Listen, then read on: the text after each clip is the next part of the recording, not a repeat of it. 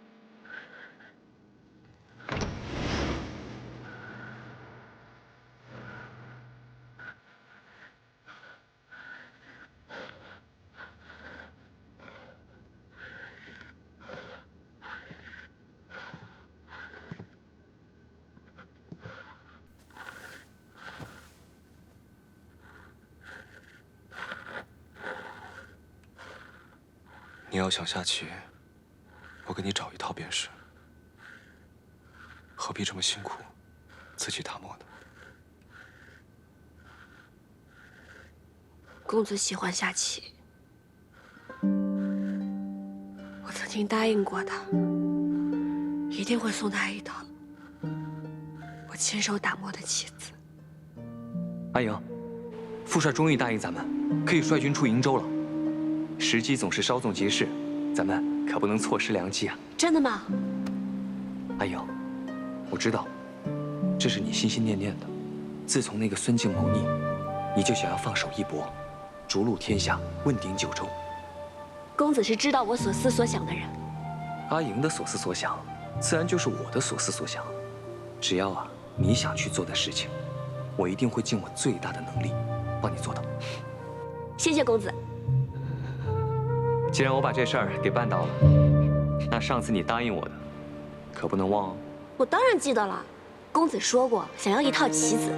公子放心，等行军得闲的时候，我一定要亲手打磨一套送给公子。那倒不用，只要是你亲自挑选出来的玉料，到时候我让玉工琢磨，是一样的。那不行，一定要我亲手打磨，这是我的心意嘛。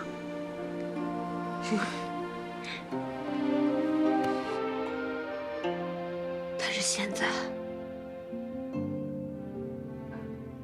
怕是再也没有机会当面送给他了。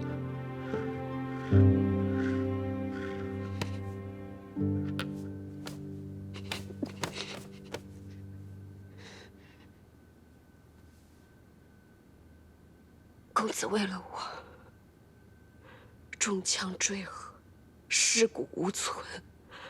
我现在只能为他立一个衣冠冢，为他打磨一套棋子作为陪葬。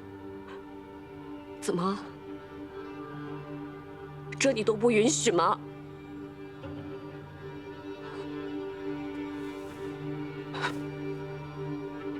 一定要说这负气的话吗？我没有说负气的话。公子是为我死的，我不应该为他伤心吗？我不应该为他难过吗？所以，你还是怪我没有救你们家公子是吗？是。所以你这么伤心，巴不得跟他一起去死是吗？是。林烨，我告诉你，我一直都在骗你。我早就轻信我们家公子，所以我从来都是骗你。西长京是我骗你去的，潼关之事是我和公子早就谋划好的。我就是想要骗你，想骗得你一败涂地。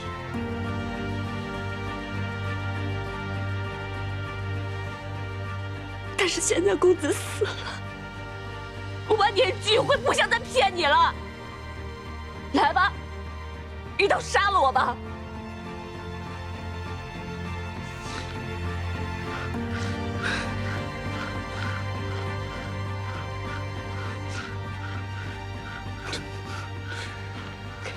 你真的是知道如何让我伤心啊，所以才跟我说这话。我知道我冤枉了你，伤了你的心，所以你要说这话伤我的心，是吗？我伤什么心啊？我为什么要伤心？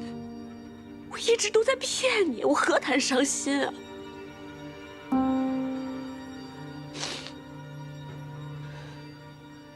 我是骗你的。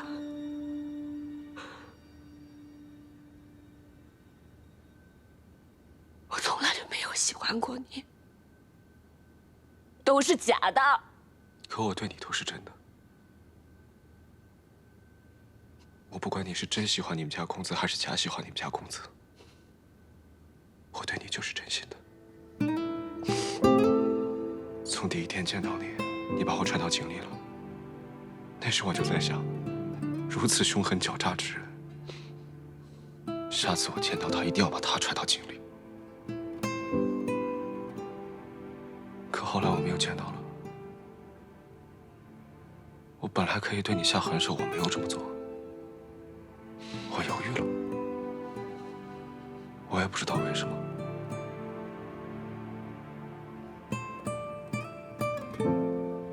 那天在太清宫，我和你打了个赌，结果我输给了你。但我心里却有一种说不上来的高兴。因为我终于知道，其实你心里也喜欢我，你心里也有我，所以你口口声声说你骗我，你不喜欢我，说从前都是假的，我不会相信，因为你对我都是真的。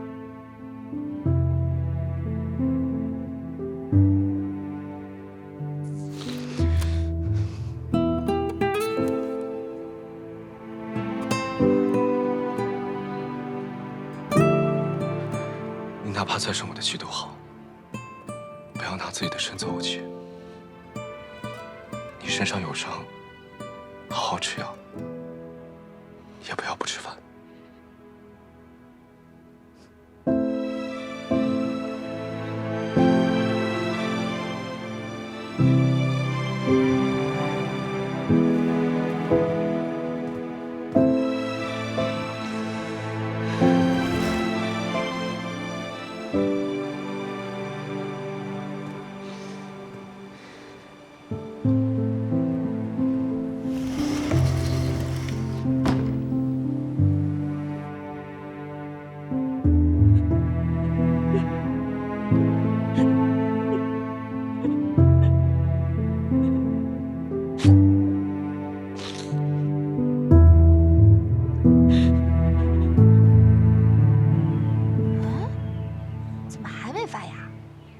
天太冷了。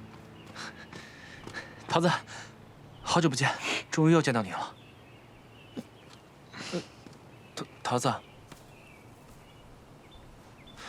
桃子，你为什么又不理我了？我帮你。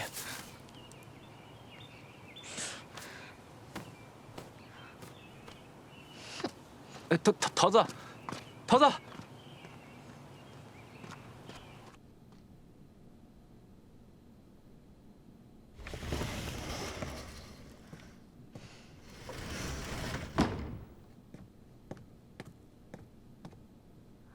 这老鼠又来了。这老鼠来一次，你就发一次脾气，肝气郁结，我真是担心你这伤啊，迟迟都好不了。心里不好受，要不咱们吃颗乳糖？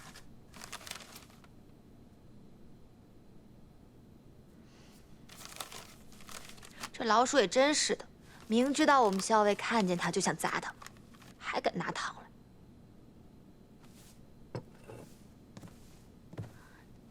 那咱们把药喝了。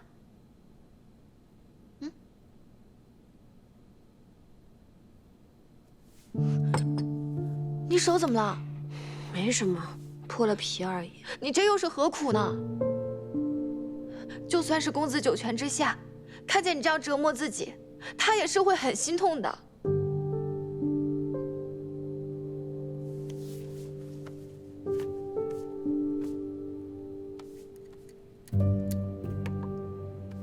来，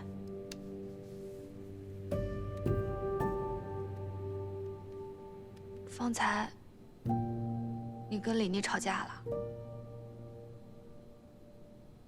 是啊，我把他骂了一顿，说了好些狠话，但没想到他反倒……反倒什么？没什么。校尉，我知道你还在气李妮不相信你，更气他在危难的时候作壁上观。公子的死，你又伤心又自责，可你总这么难过下去不是办法，你总是要顾好自己的身体的，是不是？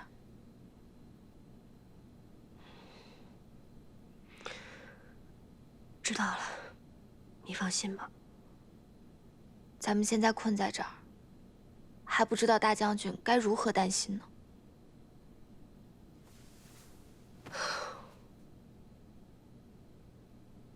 还是要想个办法，脱身回应州。校尉，要不咱们就从李逆身上下手，好脱身回应州。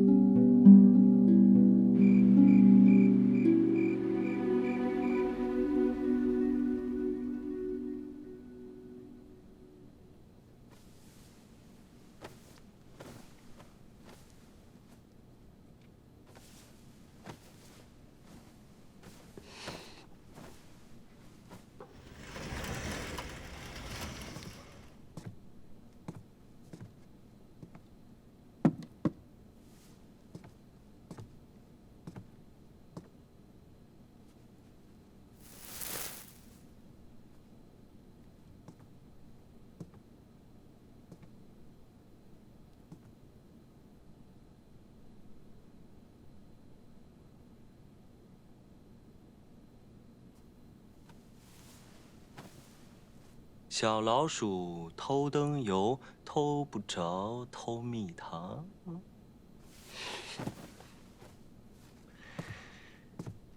哎呀，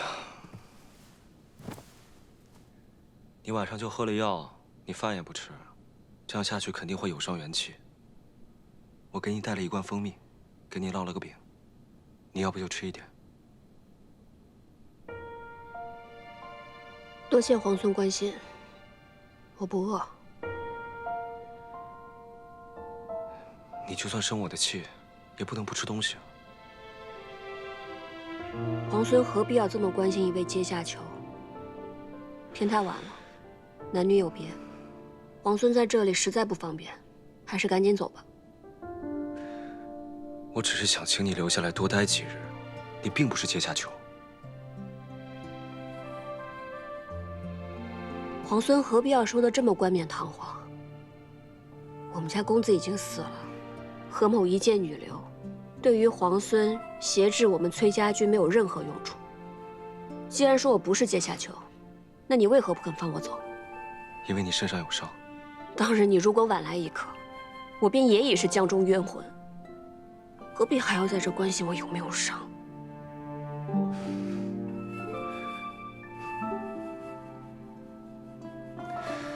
你就算不为我，也要为桃子想想。她成日急得要哭，担心你伤势恶化。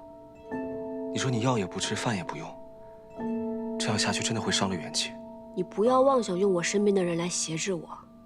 我跟桃子情同姐妹，她如何我如何，我们两相自然之道，跟你没有任何关系。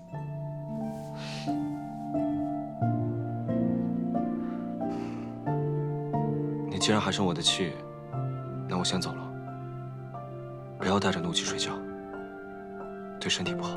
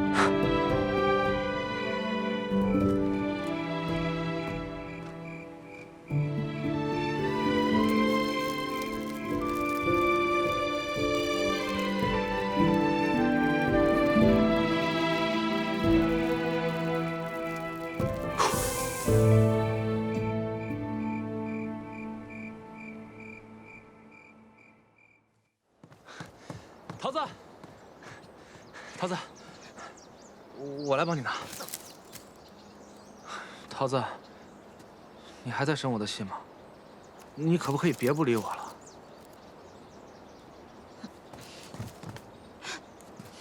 哎，桃子，你采药去啊？我陪你一起吧。桃子，陛下下旨封我为秦王，令我为行军大总管，收复西长京。圣旨是昨天晚上到的，不仅封了你为秦王，还改封会稽王为齐王，临淄王为信王。唉，这是要把我架在火上烤啊！若收复不了西长京，那就该问我罪了。石七郎，要不然上书辞一辞？辞什么？陛下都下旨了，那我就做秦王，正好以行军大总管的名头，可以名正言顺调遣天下亲王之师，收复西长京。这一次，城里面就靠你们了。你就放心吧，石七郎，我们一定会按你说的办，把这西长京啊闹他个天翻地覆。就是，咱们兄弟别的本事没有，闹他个天翻地覆这种事儿再拿手不过。是啊，这次我伤还没好，不能跟你们一块儿去了。我替你去，给你闹个双份的回来。现在城中暗流涌动，敌我莫辨。你们千万要留心，行事必须谨慎。还有，务必保自身周全。你就放心吧，等攻下西长京，我们再回来同你们喝酒。喝酒，攻下西长京，回来一起喝酒，一起喝酒。走。相爷，现城中谣言四起，近几日粮价飞涨，人心惶惶。都说那孙大都督派去伐百越的大军败了，城里都说那伟帝的儿子李逆刚刚被封秦王，眼看着就要攻打西长京，都说他是天煞星下凡，专克大都督的。还说什么了？还说秦王派奸细在井水里下了毒，闹得人心惶惶的，都不敢食用井水了。还有人说那太仓里其实是空的，连半颗粮食都没有。这粮食啊，早就被伐百越的大军拿去当了军粮了。只要秦王一围城，这城中的百姓都会被活活饿死。好了，我知道了，下去吧。命令下人严守门户，不得出门。是。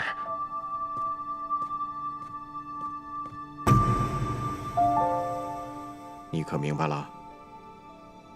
秦王这是想搅乱？正是，秦王正是想搅乱民心。现在，就看宫中那一位会如何应对了。把那些妖言惑众的人都抓起来，杀了！大都督，只怕这造谣之人别有用心，所以才要杀。不仅要杀，我还要株连九族。我就是要看看，到底还有谁再敢胡乱造谣生事。是。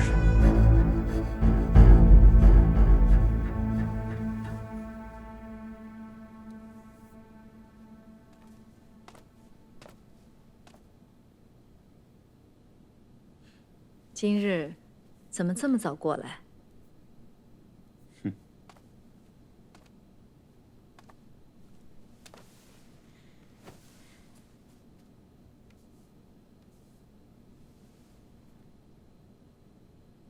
你从前不喜欢这些脂粉，今日怎么热衷起来了？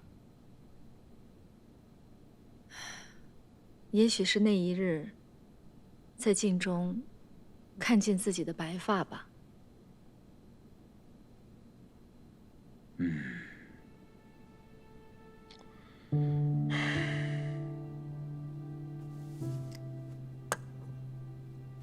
阿静，是否前朝有事？你不用同我讲，我跟你出去散散心。我自起兵，一直觉得天下九州ful时可得，没想到李逆率领镇西军竟然一路杀过来，剑指西长京。潼关是两京门户，只要潼关在手，李逆就算是有洛阳，也无用武之地。崔乙艰险，他若是和李逆联手，时局便会艰难起来了。不会的，崔乙别有私心，否则他不会派军出瀛州。李逆是伪帝之子，两个人各怀心思，断不会轻易联手。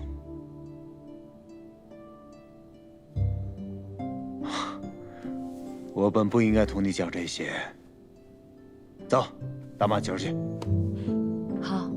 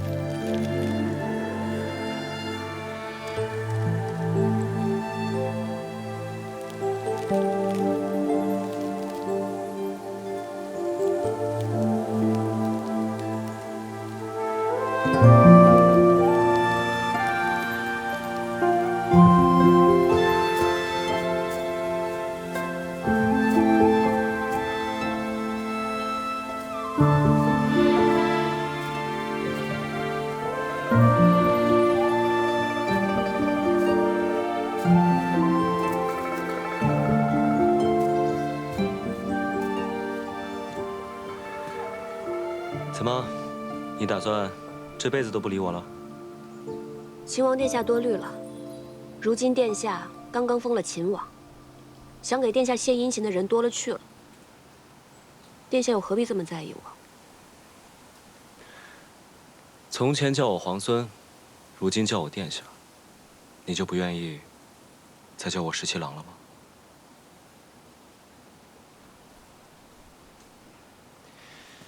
哎呀，还是这里舒服呀。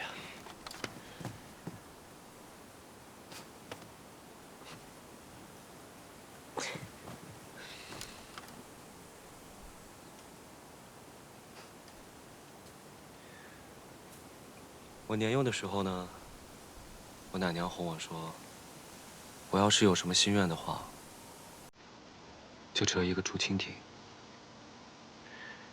等它落地的时候，那我的愿望就实现了。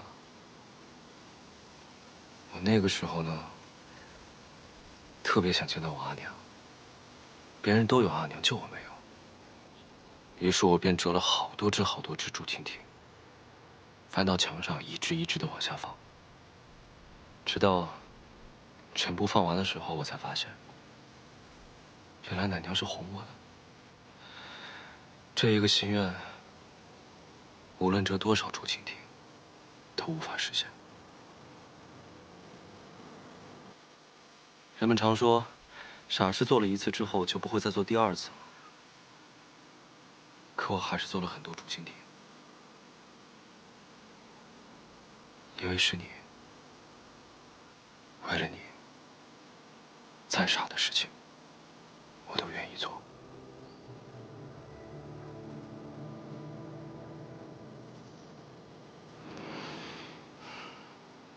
阿英，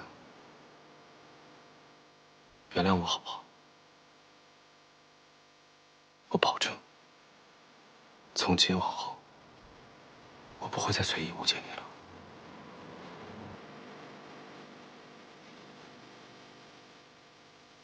那你就别再关着我，放我跟桃子回瀛州去。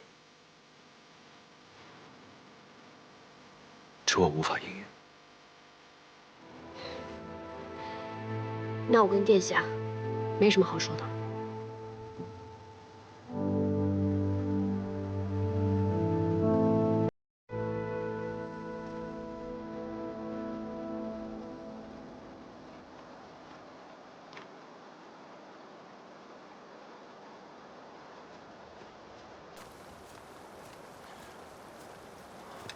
还有心清雅致在这里钓鱼啊？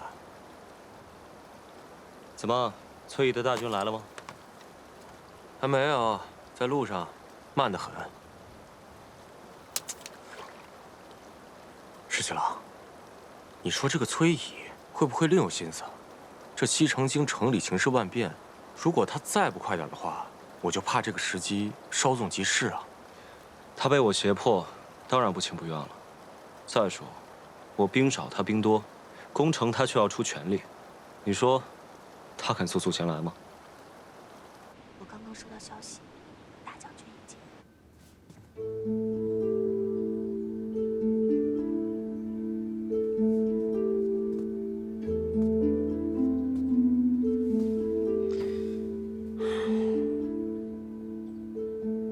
这倒是个难得的机会，说不定可以脱身。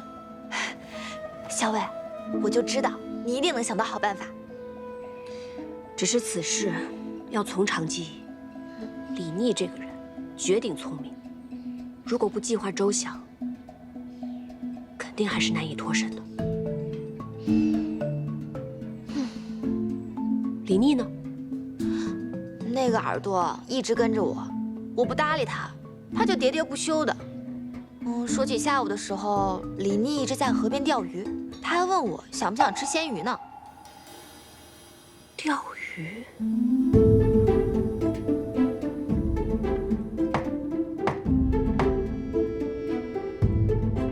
谁啊？殿下，是我，桃子。请进。殿下，小裴将军。殿下，校尉天天喝药，饮食减了大半，人也清瘦了不少，这些你都是知道的。今天校尉喝完药，突然说他想喝鱼丸汤，我就赶紧去问厨房了。但是厨房说今日不逢集，也只采买了一些蔬菜。可巧我看到那水桶里养了几尾活鱼，可他们说那是殿下今日在河边钓的，所以不敢擅自做主，我就前来询问一下殿下。难得他想吃点东西，我去厨房做吧。那就不劳烦了，我来做就行。没事，鱼丸捶打讲究巧劲儿，我来。如此的话，那就劳烦殿下了。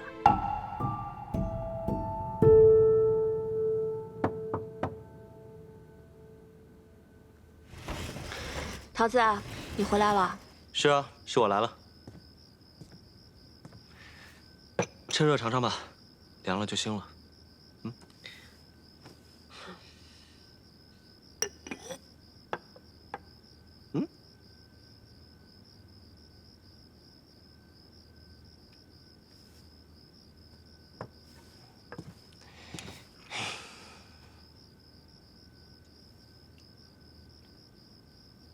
好吃吗？倒是挺新鲜。你呀，就应该好好调养一下。就算再生我的气，也不能不爱惜自己。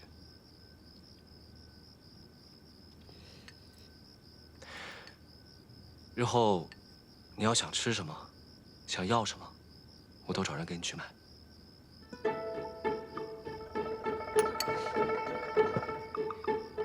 你就真的不怕我趁机传递消息，然后一走了之吗？你若是走得了，我也有办法将你半路截回来。你不信的话，尽管一试吧。孙敬征百越的大军并未真败，只是瀛州兵败，只怕孙敬会速速召回百越大军，他又掌控了潼关，对你是两面夹击。除非你能在百越大军回朝之前攻下西长京，但是以镇西军如今的兵力，怕是做不到了。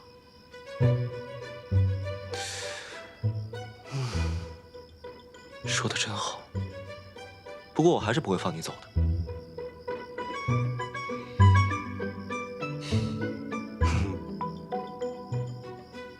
殿下真是知我甚深啊！你也知我甚深啊，彼此彼此。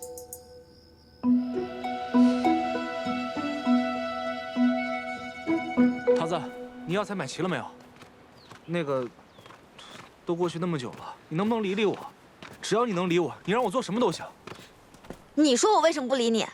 那天你就眼睁睁地看着我跟校尉被别人追杀，你们不管不顾的。你和你们家秦王一样，薄情寡义，见死不救，铁石心肠。不是的，那一天我也很着急，我也很想冲下去救你的，但是军令如山，我也是实在没有办法。再说，我们镇西军的兵卒是从来不会违反军令的。狡辩！我没有狡辩。那一日，十七郎他也是有分寸的，他那时候张着弓搭着箭，他不会眼睁睁看你们出事的。哎，桃子，那你到底要怎么样才能原谅我呢？要不我陪你上山采药，或者我陪你买好吃的。哎，你还要吃猪耳朵吗？只要你愿意理我，你让我做什么都行。你说的，我让你做什么都行的。嗯。不，除了放你和何校尉离开。你不是耳朵挺好使的吗？你不会真的要吃我的耳朵吧？我呸！谁要吃你的臭耳朵了？我是说，我想让你给我做一个哨子。哨子？嗯，这个哨子呢，只有你一个人能听得见。以后我有什么急事找你的话，我吹那个哨子就行了。听起来挺难的。不过你放心，我一定可以做到。这还差不多。哎，那桃子，你接下来不会再不理我了吧？现在不生气了吧？看我的心情吧。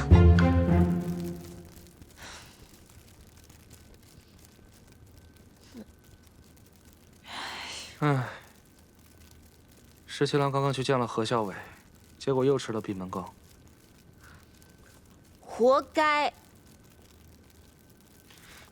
桃子姑娘，其实十七郎真的对何校尉很好的，要不你帮忙在校尉面前美言几句，让他消消气。他要是真对我们家校尉好啊，就不会拿这些破烂药材滥竽充数了。我们家校尉的伤到现在还没好，你看看这都是些什么呀？桃子姑娘，你别生气，这样你开个药方给我，我来买。如果这附近买不到的，我就去西长京或者洛阳买，怎么样？这可是你说的啊。行，我现在就去给你开药方。好。继续扇，不要停啊。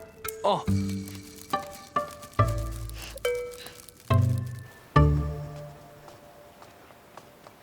哎，干什么去？哦，何校尉的伤不是迟迟不见好吗？这里药材有限，所以桃子姑娘给了我个药方，让我去把药买齐。哦，对，桃子还说了，只要把这药买齐，她就会在何校尉面前替你美言几句，让他消气。龙骨、灌叶连桥、马蹄街、海服时春不见，伊贝母。这么多药材，还特地指定了药铺，药铺之间相距又这么远。桃子说了，哪一家药铺药材最好，他最清楚。如果我到时候随便糊弄过去，他一闻就知道，到时候肯定饶不了我。嗯，辛苦了。那我去了。嗯，哎，桃子又没让你一家一家去买，你派人分头去买，岂不更快？桃子姑娘拜托我的事情，我怎么可以让别人去做呢？再说了，不就多跑几个地方吗？我脚程快，不会耽误的。那我走了。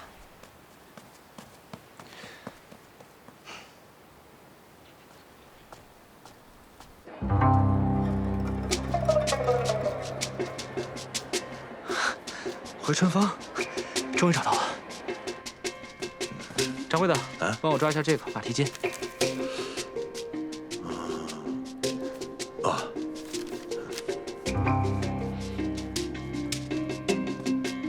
您的药。哎，谢谢。这是银钱，不用找了。哎，你慢走啊。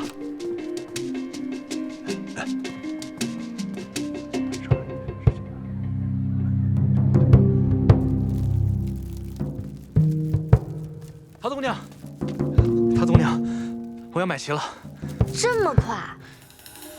你不会是偷懒没有买全吧？没有，我都是按你的单子一家一家买的。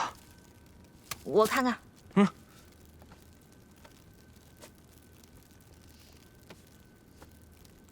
怎么样？嗯。那桃子姑娘，你可不可以在何校尉面前帮十七郎美言几句？行吧，看在这些药材的份上。哎。我再检查一下。哦，检查。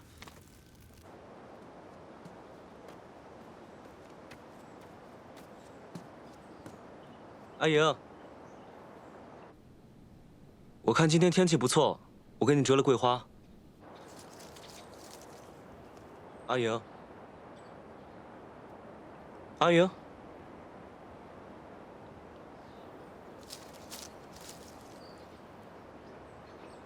那我把花放门口了。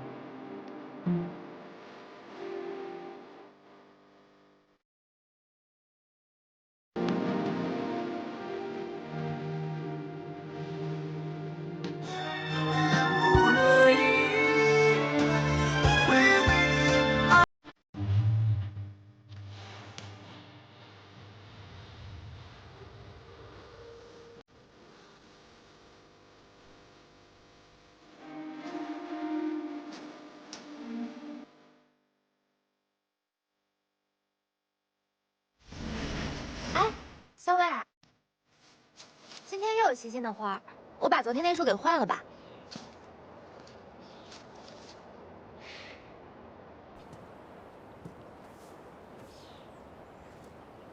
小伟，你就别生气了。我看这次秦王，哦不，是真心给你赔礼认错的。他不是说了吗？他不该不相信你。其实公子的事儿，是崔离那个小人所为，也怪不得他的。奇怪了，你今天怎么在帮他说话呀？哎呀，小魏，我是为你着想，好不好？我看这秦王啊，对你真是挺用心的。他还派人四处采买药材呢。哪怕天天看你的脸色，也想在这太清宫一直陪着你。其实啊，我也知道他是真心赔礼。我也不应该再生气了。若是旁人这样，我也不至于这么生气。但是，旁人怎么能跟他一样呢？哦，原来是这样啊！我说嘛。再说我要生气了。哎呀，我错了，你别生气，我给你画画。大将军，有消息了。十七郎，十七郎，十七郎，十七郎，有个好消息。怎么？桃子说他费了万千好话，终于说动了何校尉，让他答应跟你好好见一面。所以今天晚上他们在莲池设宴，到时候桃子会见机行事，留你们两个单独说话。哦，对，桃子还说，姑娘家嘛，总归是心软的，你到时候要以诚心相待，多赔不是，这样定能够让何校尉消气。替我多谢桃子姑娘。好。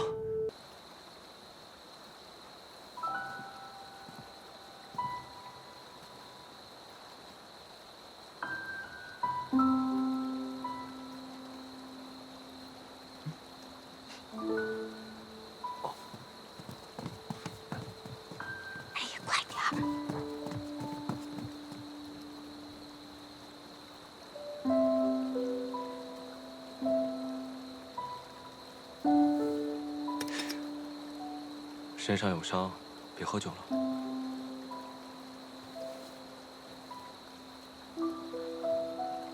那日我们在太清宫，现在想起来，真是恍如隔世。是啊，阿英，你还在生我的气吗？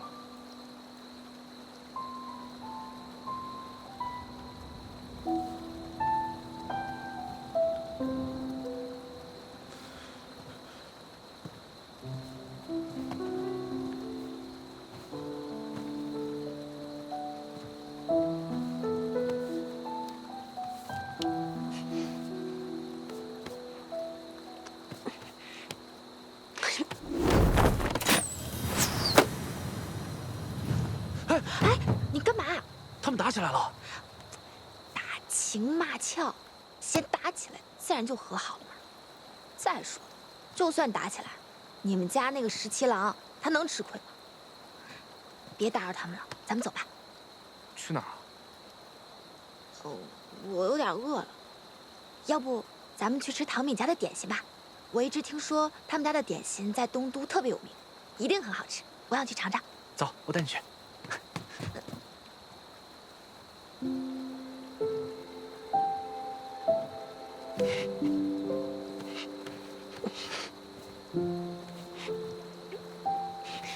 你干什么？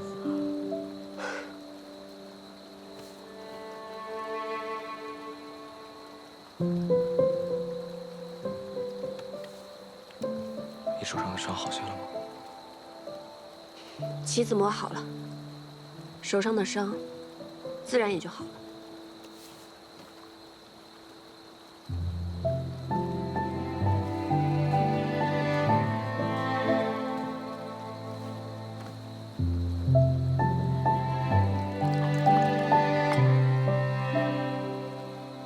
你为你们家公子亲手打磨了整套棋子，连自己手受伤了都可以不顾，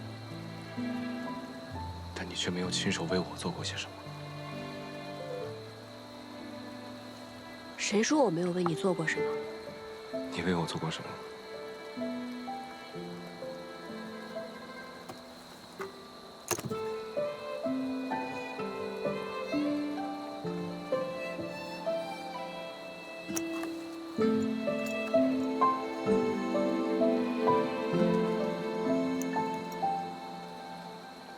这是你亲手做的？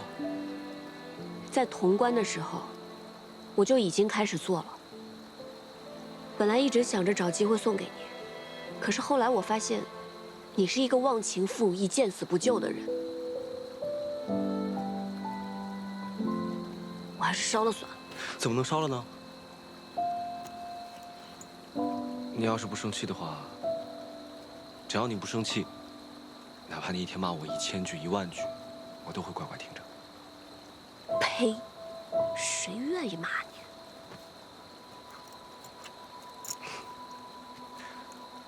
我打给你看好不好？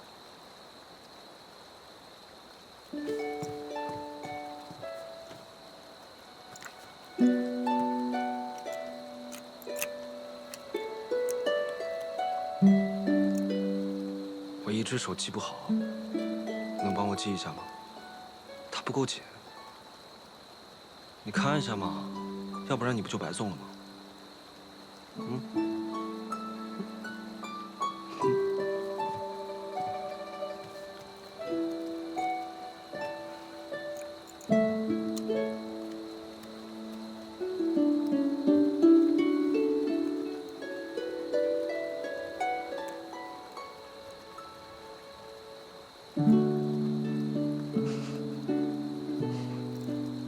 我看看。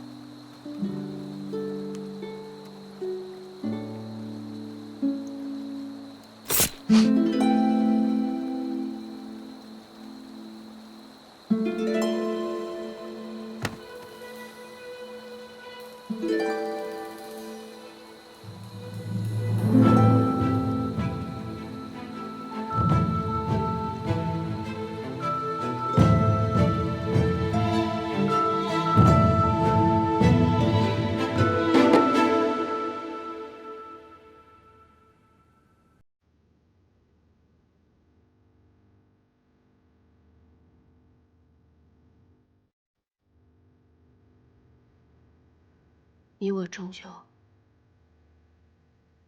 是敌非友，今日一别，再相见时，恐怕要在战场上以命相搏。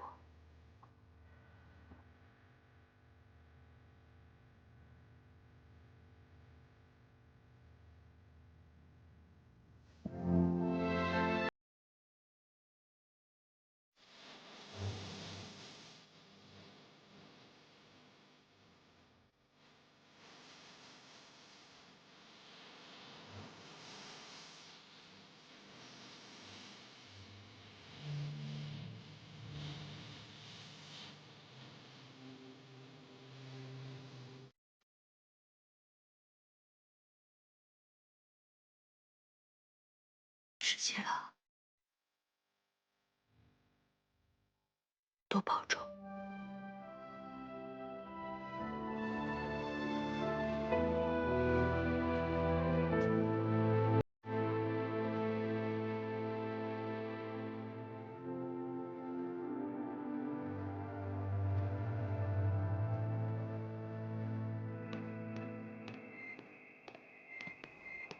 耳朵呢？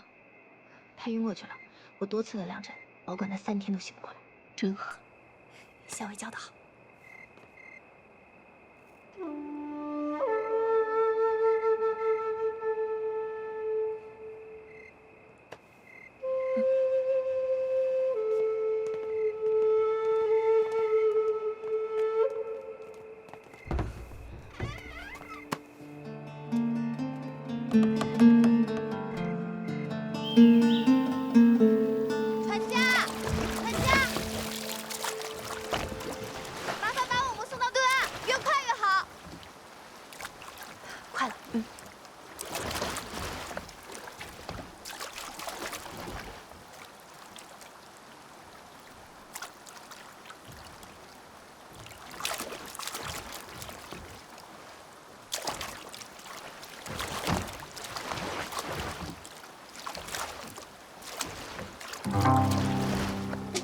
请我。哎呀，你叫我呀？嗯？哎。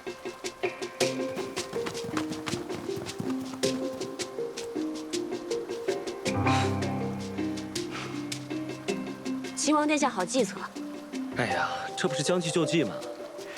那日看到桃子给程耳的药单，就有所怀疑。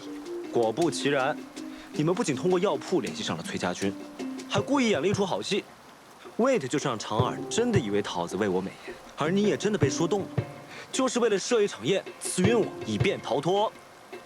所以你早就知道了，就一直看着我们做戏。我这不是了解你吗？不让你试着逃一次，你怎么会甘心呢？好了，现在就带你们回到你们的住处。走喽！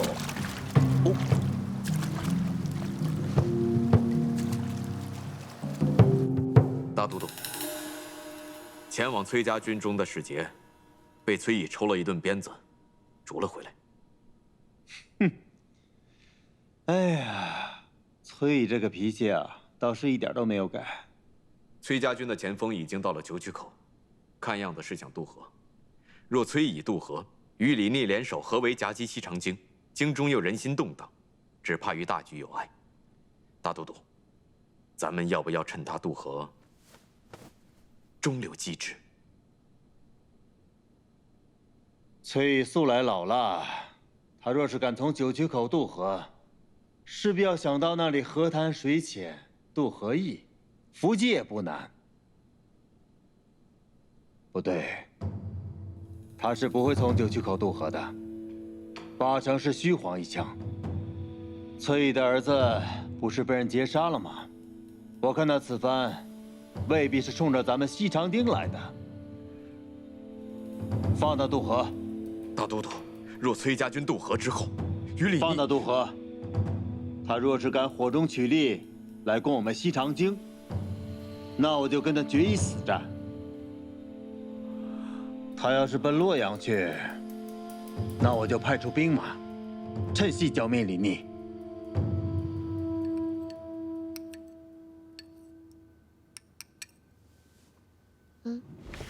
小心他。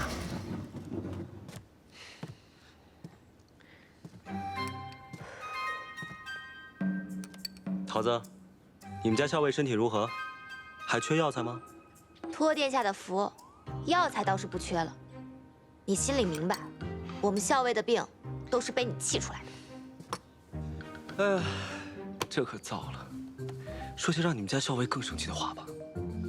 由于汲取了这一次教训呢，我又重新派重兵把太清宫这里里外外都围得跟铁桶一般。我更是派了几十名斥候，又把每一个出口死死的盯着。这次你们若还是想逃出去，我都替你捏一把汗。秦王殿下，想必你已经计划周全，准备在西长京城中一击必中了。这再严密的计划呢，都会有纰漏，谈何周全，又谈何一击必中呢？既然还没有周全的计划，那不如这样吧，我来替你谋划，杀了孙敬，然后你放我离开，如何？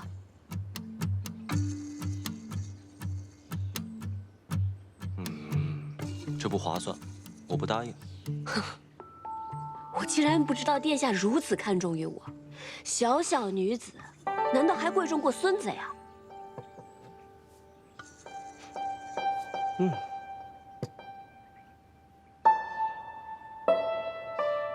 崔乙独女，自然贵重过孙子。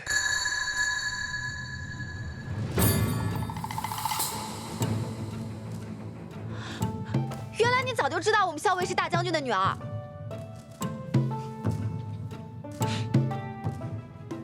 原来你早就知道，怪不得你一直不肯放我走呢。桃子姑娘，你先出去一下，我有几句话想对你们家何校尉说。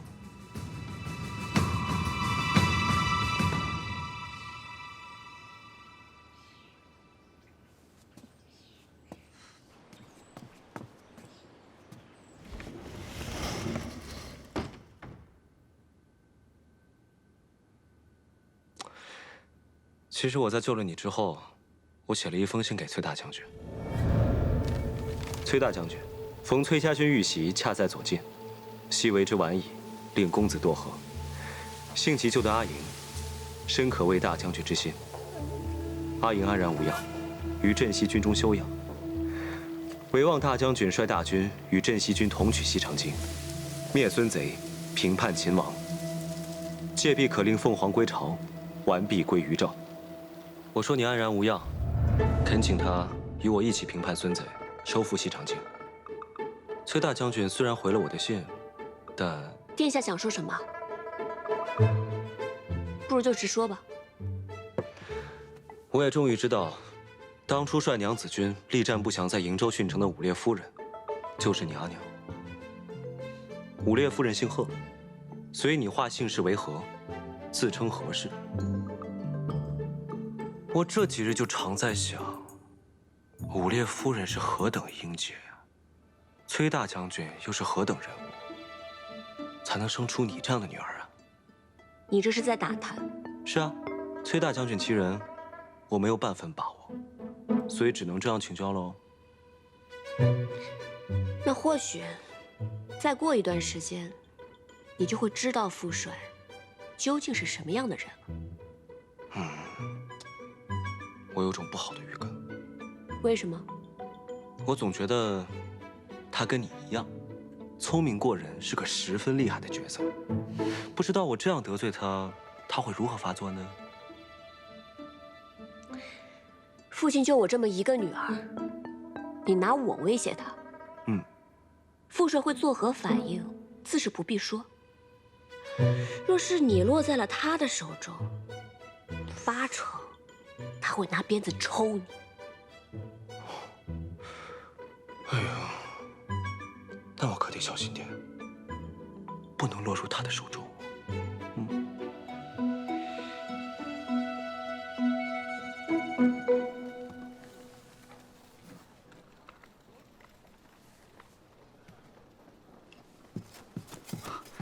大将军，前锋诸部已尽数渡河。中军罢营吧。罪魁祸首竟然藏匿在洛阳城中，敢杀我儿子，我崔家军当然要还以颜色。什么？崔乙没有儿子，只有一个女儿？何校尉就是崔林，死了的那个崔林就是个幌子。不可能，绝对不可能！石七郎，你是为了娶那个何氏，所以编了一通瞎话来骗我的，是不是？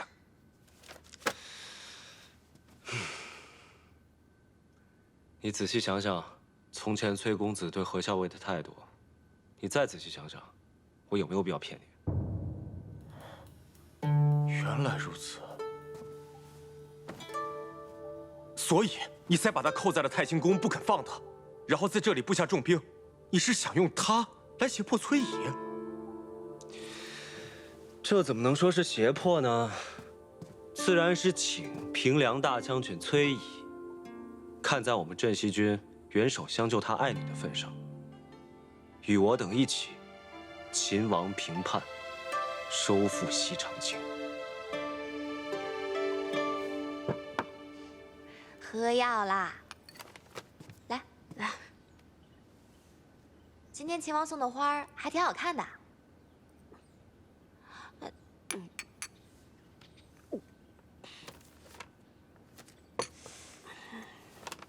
哎，你今天怎么好像变了个人样？变成什么样了？变回我们家以前的小姐了呗。哎呀，我想着，过几日，兴许就能回到父亲身边了。这病若是总好不了，岂不是要让他担心啊？你已经想到脱身的办法了？只怕父亲已经率军赶到洛阳城外了。局势风云变幻，这个李逆困不了咱们太久了。那太好了。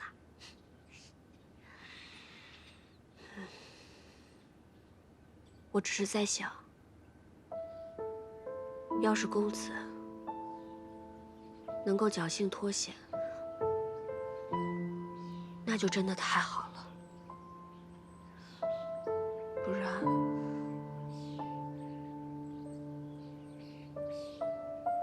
这会是我终身的遗憾。好了，如果公子知道的话，他也希望你能够不要多想，保重好自己。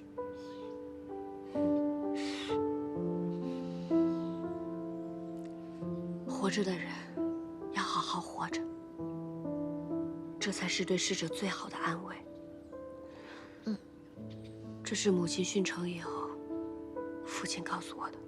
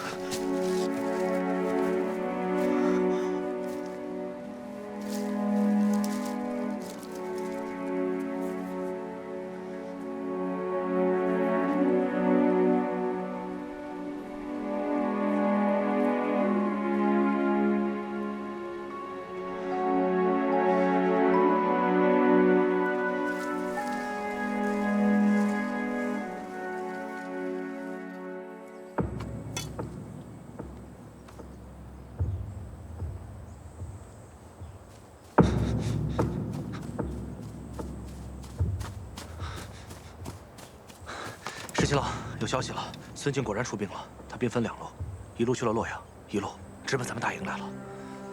果然被你料到了，孙敬这个老贼，真的趁崔乙攻打洛阳城之机，派兵攻打我们镇西军，而且还派了一支军队去了洛阳城，看来是想白捡这个便宜啊。那我们就先在这里杀他们个猝不及防。天气都凉了，哪来这么多花呀？秦王不是命人每天送来1束花吗？我就把这花瓣、花蕊啊都给摘下来，能入药的入药，不能入药的就入狱，绝不浪费。我们家桃子还真是不嫌麻烦呢。每天待在这儿，闷都闷死了，总得找些事情做吧。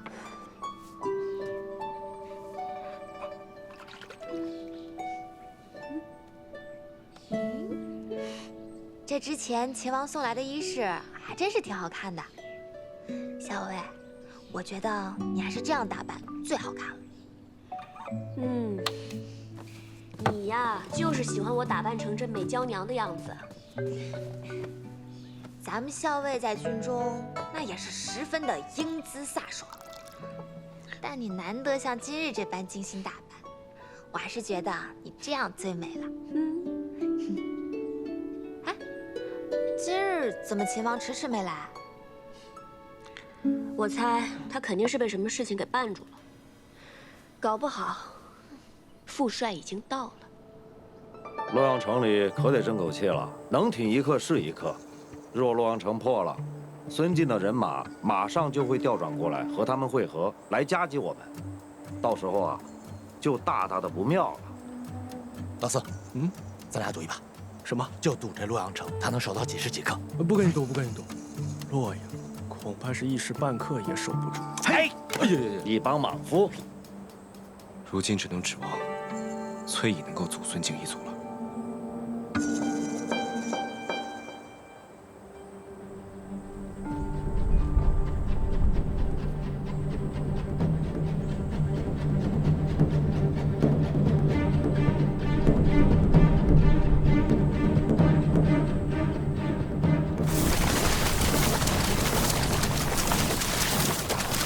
真的，大将军真的来了。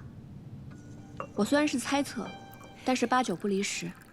这些年，崔家军都以公子的名号在外征战，副帅一直久居营州，但一招出手便大破孙敬之军。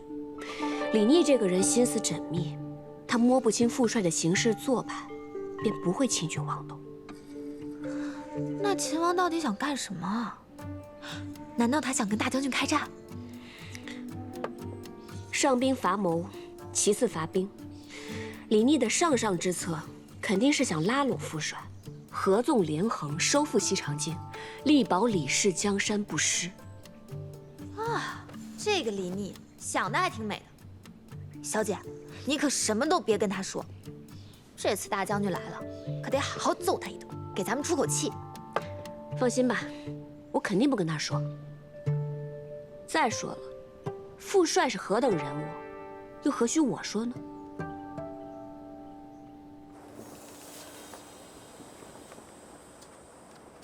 十七郎，俘虏已经全部安排好了，而且还有些伤兵，也给他们上了药。咱们这一仗又折损了孙敬不少人马。撤！吁！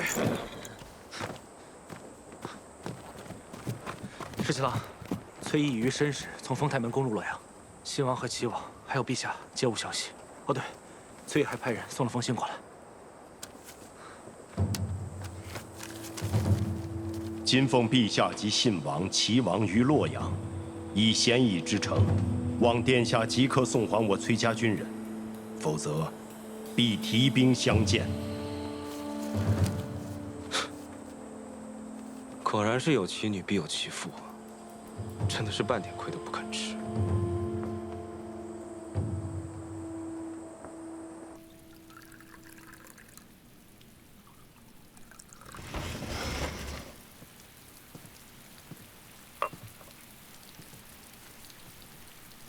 殿下，请用茶。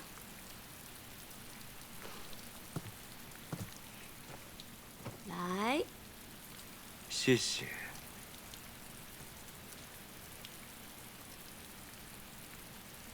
这护腕还带着呢。是啊，取银针时费了些功夫，之后就再也没有取下过了。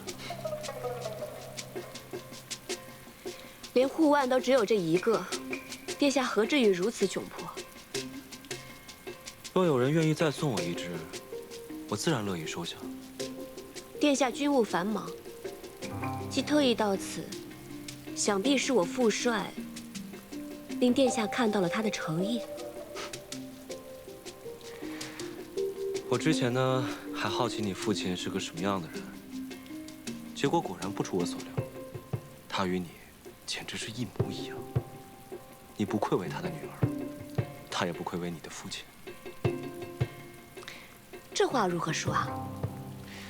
你的父帅呢，已经不费吹灰之力攻入洛阳，我父亲和两位兄长全部被你的父帅俘获。父帅生性豪爽好客，想必陛下也会十分适宜。你说，你长得这么好看，是像你父亲多一点，还是像你母亲多一点？别以为你跟我说这些甜言蜜语，我就会忘了你把我关押在此处之仇。你父亲这般好客，我哪敢再留念？只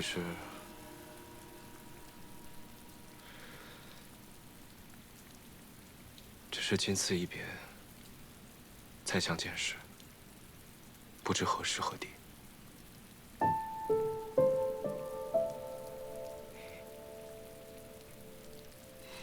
你打算什么时候放我走啊？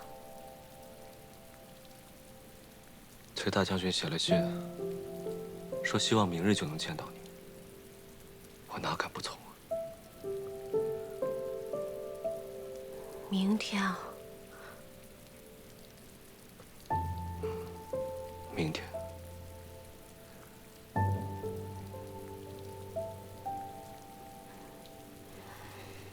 实在太快了吧？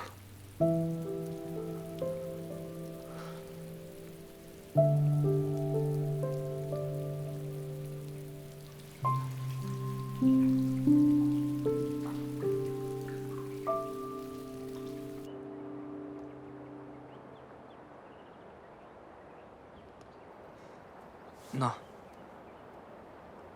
你试试。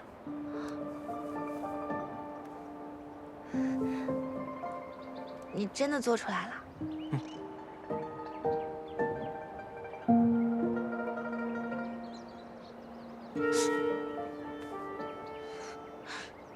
你能听到？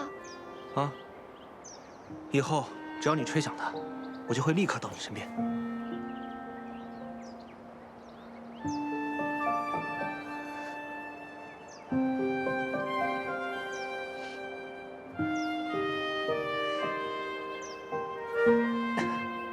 我在这儿呢。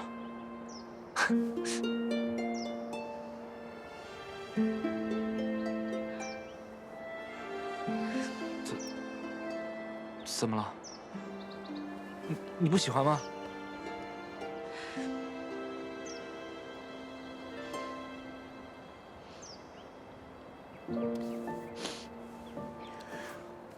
我很喜欢，我就是想吃猪耳朵。我给你去买。哦，你别难过，我很快回来。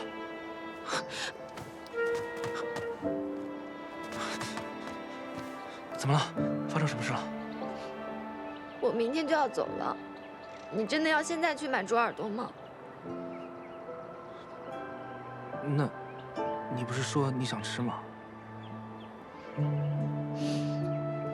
你呀，真是蠢的不可救药。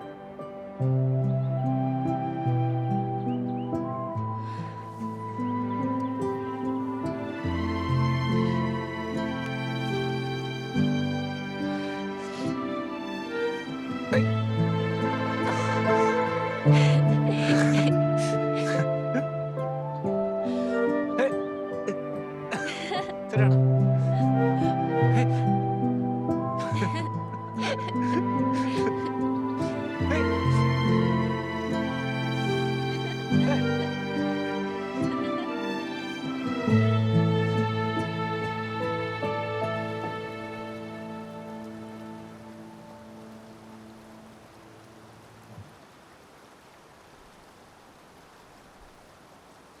十七郎，你不是说这周围有重兵把守，还有好多斥候吗？是啊。那如果我们从这儿悄悄溜出去，会有人发现吗？试试。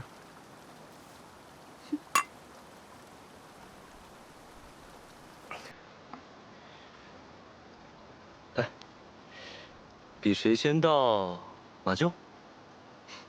好啊。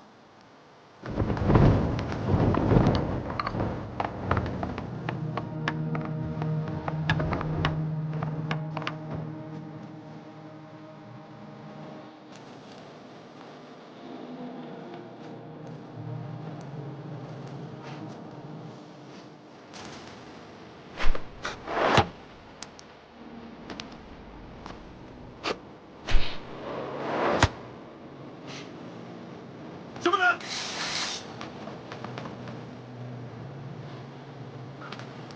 殿下！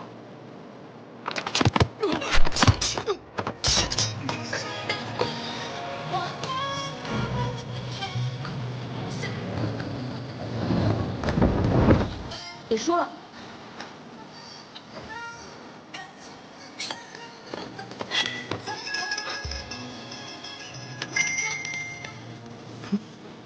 不知道这样，想谁胜谁负？那就再比一比，看谁能先到乐游园。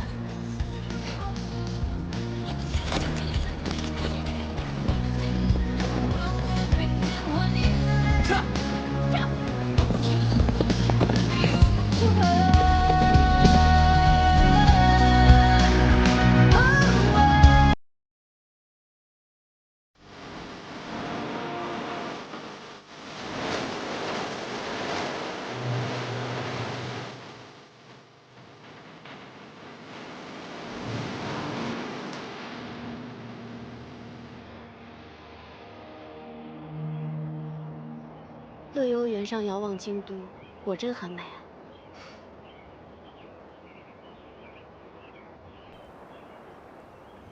其实，我一直都很好奇，你究竟是怎么样知道我的身份的？崔家大小姐的气度，自然不是普通人可及啊。我的身份还有和公子的关系，别人都不怀疑，怎么偏偏就你能看出来？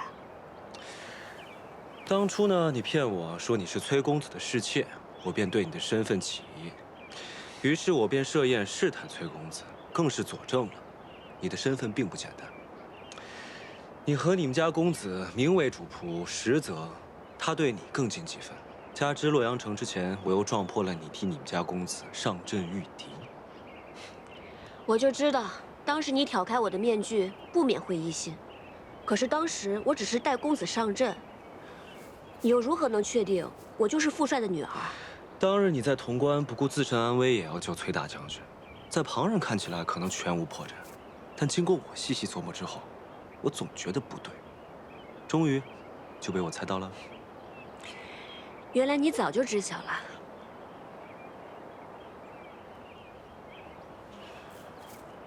你知道吗？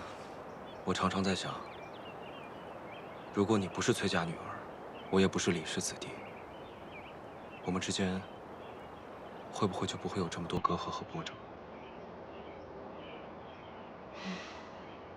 石七郎，身份天注定，你我都无可奈何。是啊，当初战乱突起，我以为这乱世是无人能救了，不忍看天下黎民百姓遭受战乱之苦，所以便请求父帅，让我跟公子率我们崔家军南下。当时不过是为了能够早日让天下平定，但是没想到李家却出了你这样一个人。出狱之时，有没有令你颇为头疼？彼此。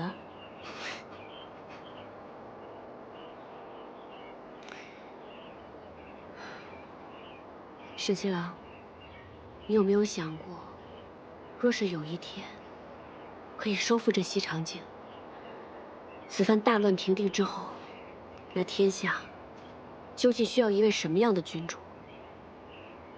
你的父皇年事已高，信王、齐王皆非良主。还有太孙，我想将太孙寻回来，劝说父皇立他为主君。他天资聪颖，辅以良师，未来一定会是一位好君主。那如果太孙寻不回来，又或者你的父皇根本就不愿意立太孙为储君呢？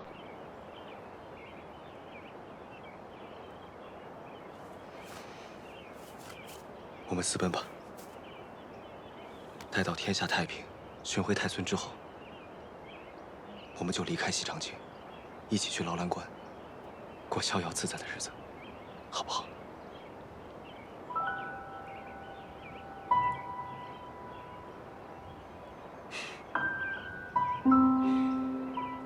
虽然知道不是真的，但是听你这么说，我还是很高兴。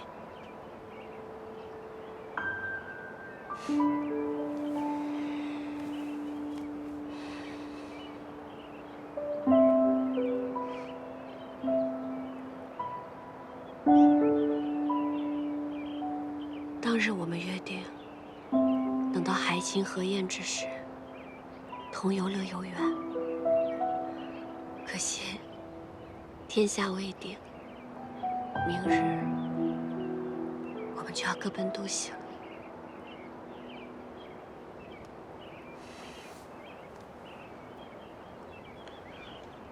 会有那天的，到时候我们就先游乐游园，再去劳兰关。我们一起骑马驰骋，去看看这山河，好吗？好。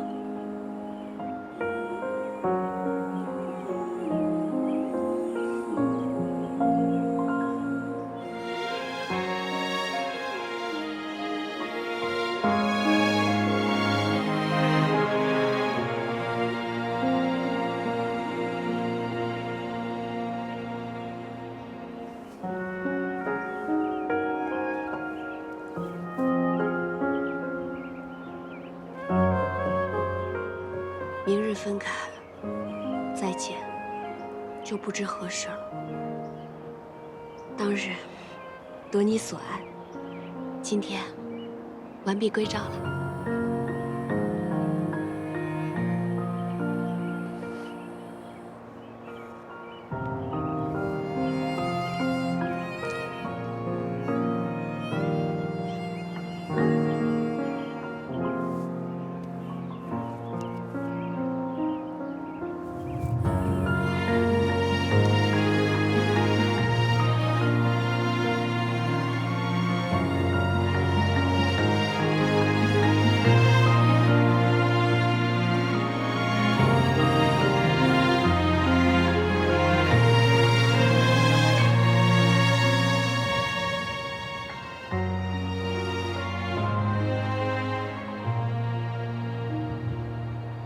阿莹，你跟你们家公子真的是从小一起长大的？我看你是对这件事情尤为在意。那当然了，我第一次见到你们，你们就那么亲密，我心里就不舒服。那你为什么还要问？公子他八成已经不在人世了。我就是想听你对我说清楚，我心中便不再有猜忌。以后呢，保证也不问了。公子的本名叫做柳成风，小的时候他救过我。他父母早亡，所以爹爹就把他收养成了义子。我阿娘年轻的时候受过伤，身子不好，所以跟阿爹结离10年也未生育。但那个时候，爹爹已经是边陲大将，朝中为了牵制爹爹，借口他无子，非要赐给他一位夫人。后来阿娘心一横，到处研医问药，最后终于有了我。可惜，还是无法应对朝廷。阿爹便谎称自己生了个男娃，按照崔家的排行，取名为崔林，奏报于朝中。原来如此。后来，阿爹在瀛州对抗接硕，阿娘力战殉城，朝中追封阿娘为武烈夫人。阿爹感念阿娘的情谊，再未续弦。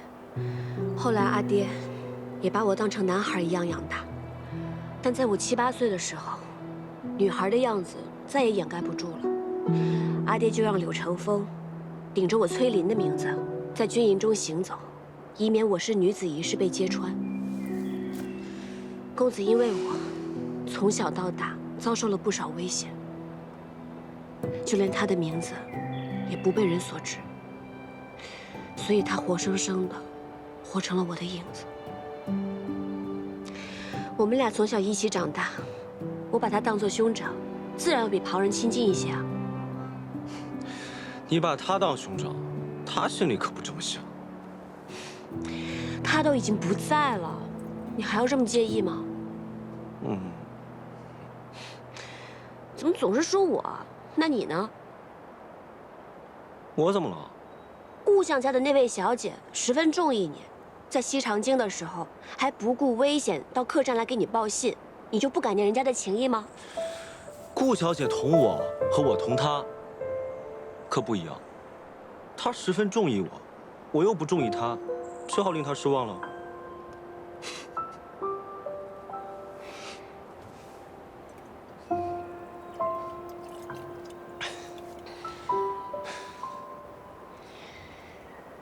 对酒当歌，人生几何？十七郎，你唱首歌给我听好不好？我哪会唱歌啊？我就只会哼一哼劳郎官的小曲儿。劳郎官的小曲儿也好啊，我想听。这些乡野民歌啊，可比不上阳春白雪，都略显粗糙了一些。崔小姐，多担待。绝不嫌弃。好。老兰河水18弯，第一弯就是那银松滩。银松滩里的鱼儿飞呀，比不上那姑娘推开了窗。老兰河水18。唱的不好啊？是有点走调，那你还让我唱？但是很好听。真的吗？嗯。那我认真唱一遍。好。那我要认真站起来唱了。老蓝河水18弯，第1弯就是那银松滩。银松滩里的鱼儿飞呀，比不上同样的莫尔里。老蓝河水18弯，第2弯就是那鲫鱼潭。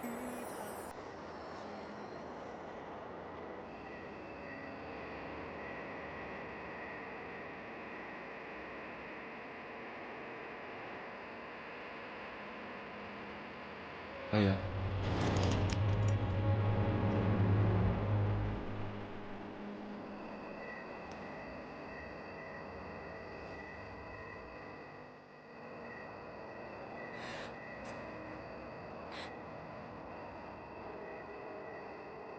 哎呀，你要再不醒来呢，我就要亲你了。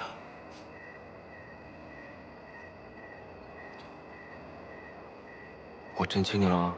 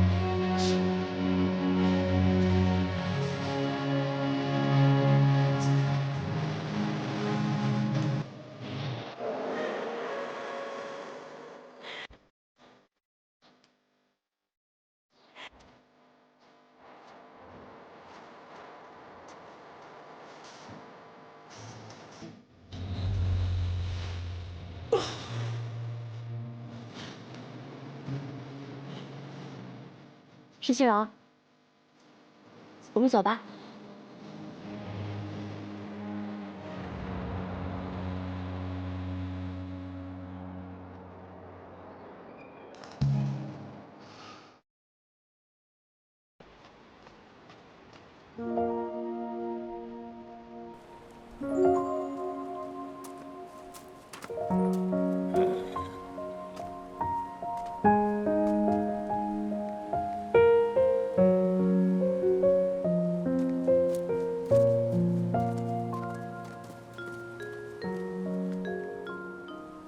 何校尉，请。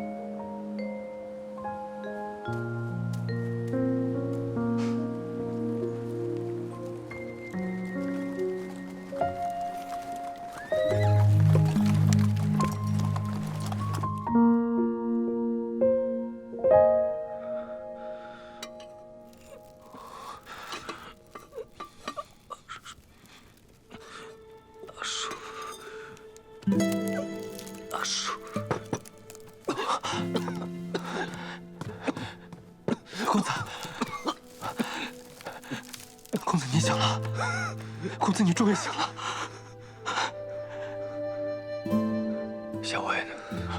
小伟没事，小伟真的没事。我看到镇西军从山上冲下来，定然是救了他。公子好好疗伤，咱们还要回去见校尉呢。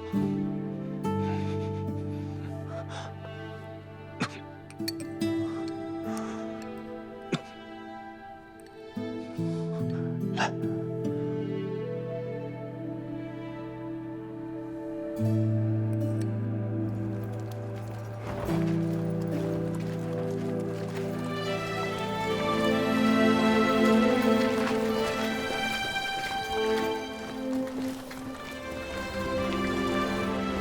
将军，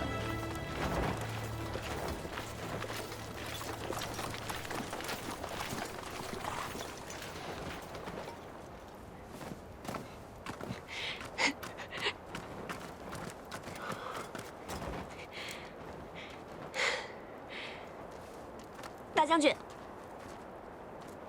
回来就好。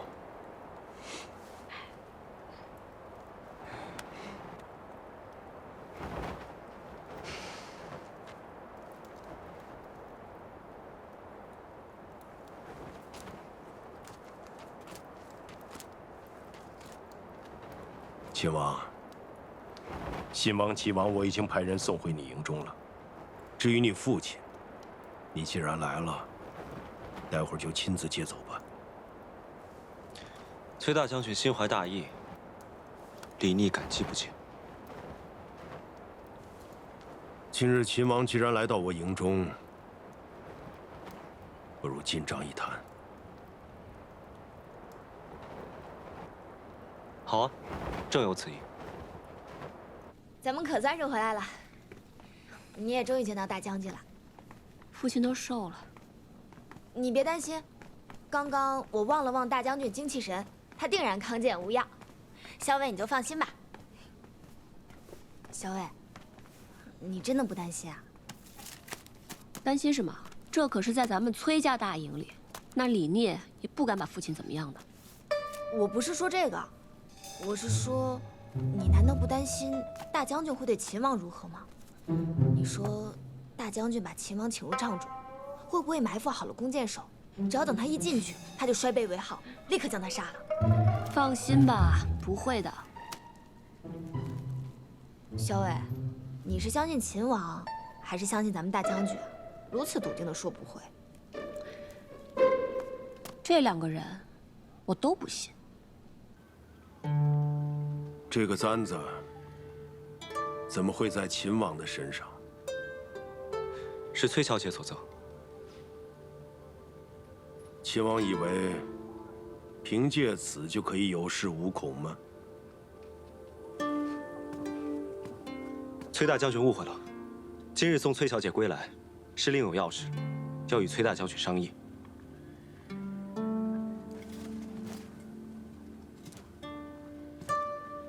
秦王恐怕是想借我崔家军之力，收复西长京吧。之前秦王曾写信胁迫于我，今日还亲自送小女回来。想必秦王是觉得老夫不敢取秦王的项上人头。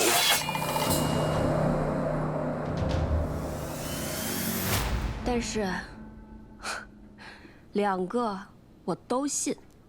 你这又是打什么哑谜？我听不懂。你这是着什么急啊？哦，我差点给忘了，是不是那个谢长儿也来了？所以你担心大将军把秦王杀了，连带秦王带的人也一块给杀了。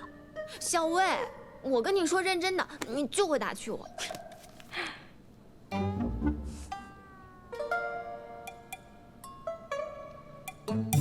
大将军，阿爹，吃饭啦！来尝尝我给你煮的面条，可香了。阿英啊，你怎么不问问秦王去哪儿了？难道阿爹还会把秦王杀了不成？敢扣我女儿，还敢写信胁迫我，难道不应该杀了他？那阿爹还扣了他两个兄长，还有他父亲，所以你看，秦王只能乖乖的把我送回来了，2相抵过，这样算起来，我阿爹还赚了呢。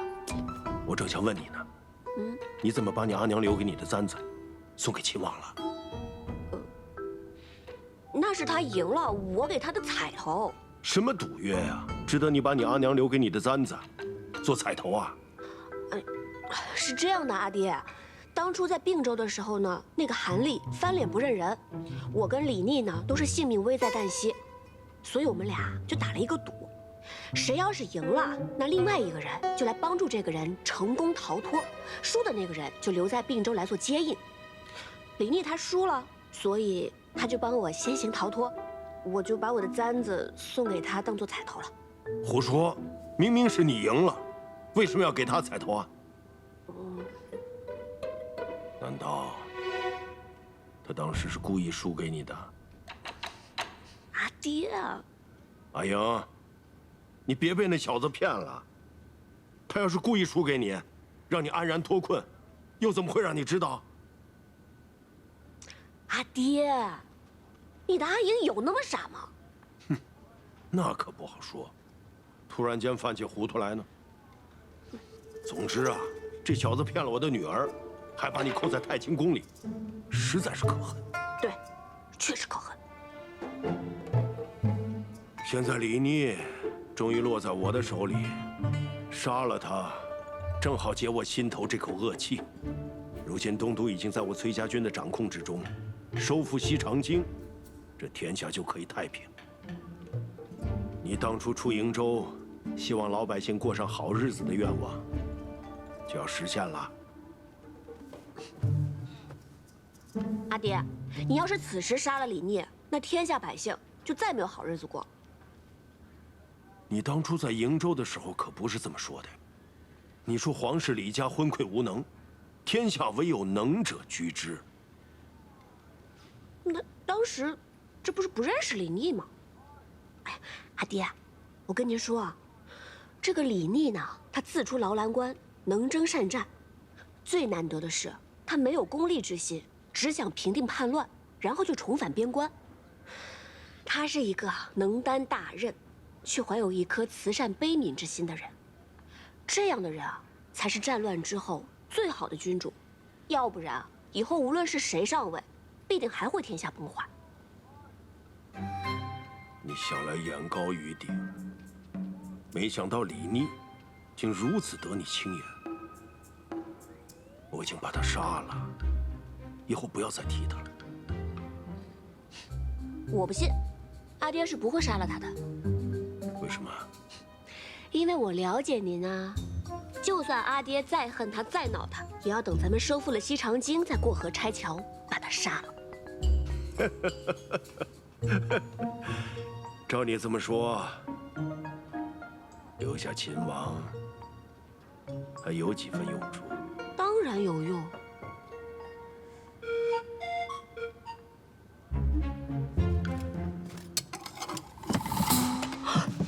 爹，哎呦，我女儿说了，留着你还有用，就暂且不杀了。你也真是的，打不赢我阿爹就不会逃吗？被绑成这样关在箱子里，很舒服啊。倒也不是打不赢。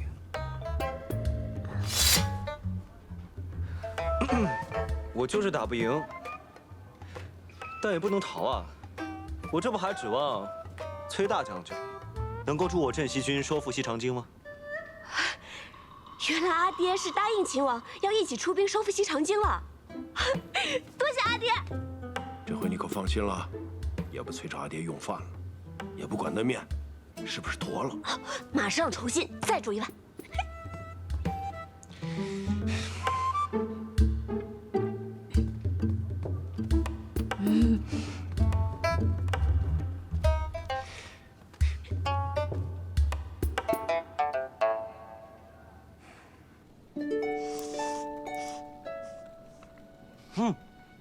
慢点吃，慢点吃。好吃吗？好吃。这是刚才绳子勒的，没事，过2天就好了。你可真傻，小仗则受，大仗则走。这么大一个人被捆得结结实实，窝在箱子里多久了？不怕伤到筋骨吗？也没多久，就是呢，在你进来之前，大将军跟我说，要一起出兵收复西长京，可以，但他得先把我绑起来，关进箱子里，看看你的意思。如果你想杀我，那就不用等出兵了，他就立刻一刀砍了我脑袋。但如果你想留我一条性命的话呢，他就答应我，一起出兵收复西长京。你就那么有把握？我不想砍你的脑袋啊！也许我是故意把你骗到崔家军大营里来，好报仇雪恨呢。毕竟你把我在太清宫关了那么久。你生气了？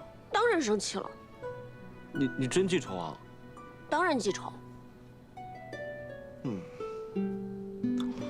那你让你阿爹一刀杀了我，也不解恨啊？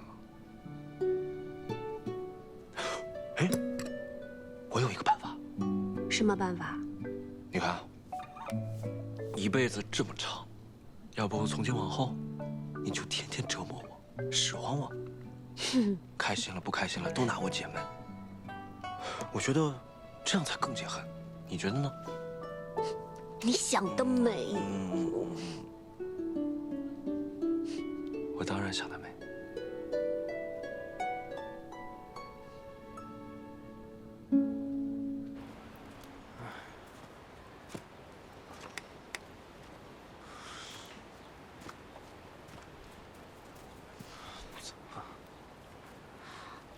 说什么？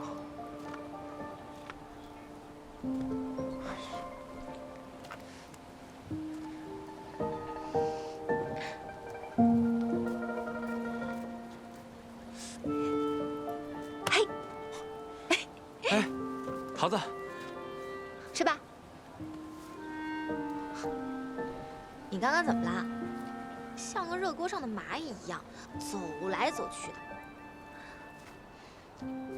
你放心吧，我刚刚已经去看过了，秦王他安然无恙，现在跟校尉一起在他营帐里用饭呢。其实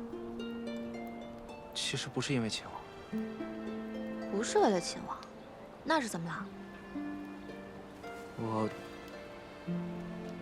我是怕以后再也见不到你了。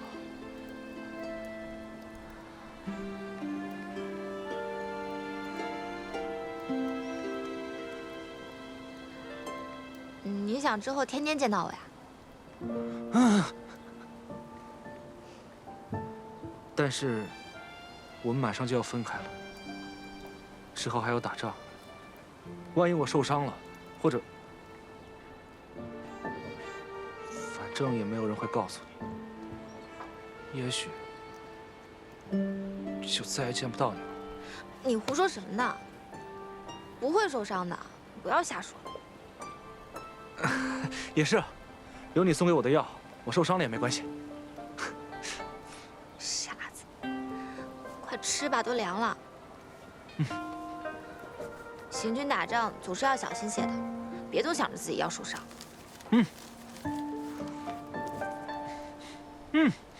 真香。慢点吃。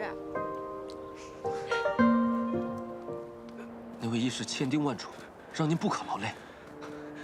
我不知道阿莹现下安好与否，你叫我如何等他？可您的伤势还未痊愈，您这样赶路，和自残何异啊？你看看这一路留下的记号，崔家军就在附近了。我今日必须得回营，见到阿莹我才能安心。公子，校尉吉人天相，他一定会没事的。公子，阿寿，快！她才是崔丽，她哪怕是个女儿家，她才是真正的崔丽。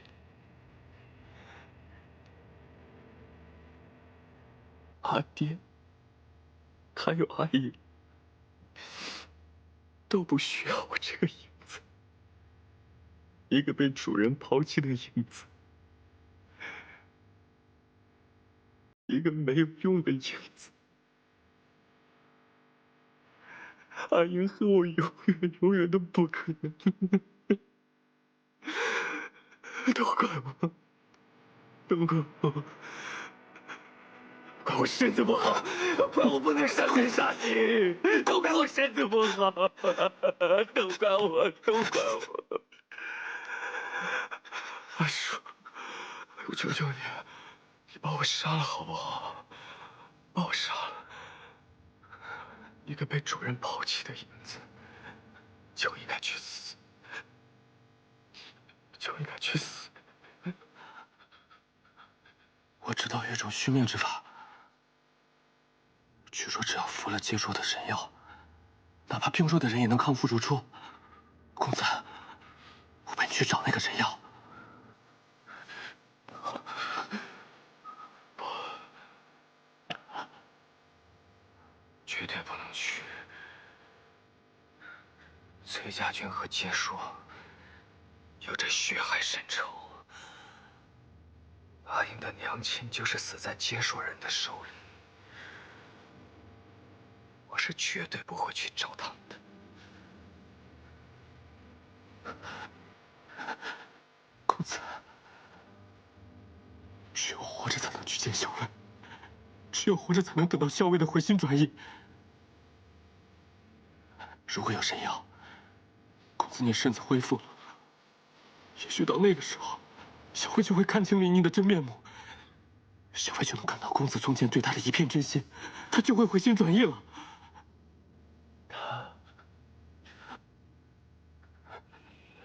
你说的对，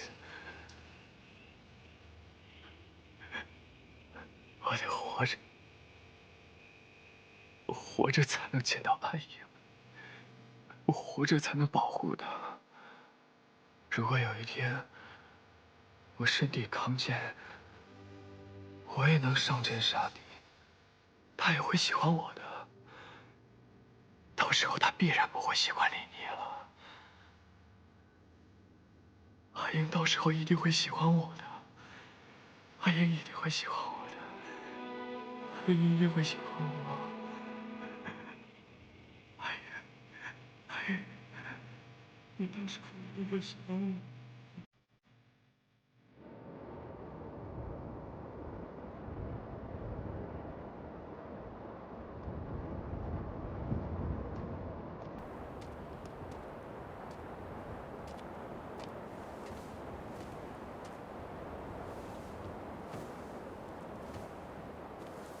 夜半风凉，还是回去歇息吧。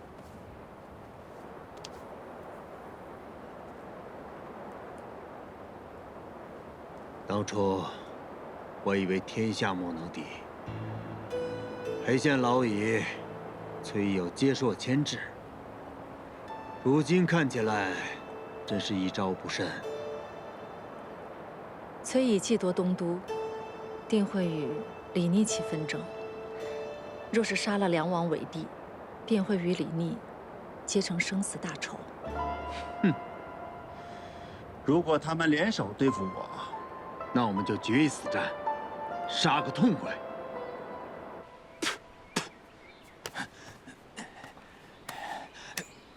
我就说，信王率军守城，他绝对守不住。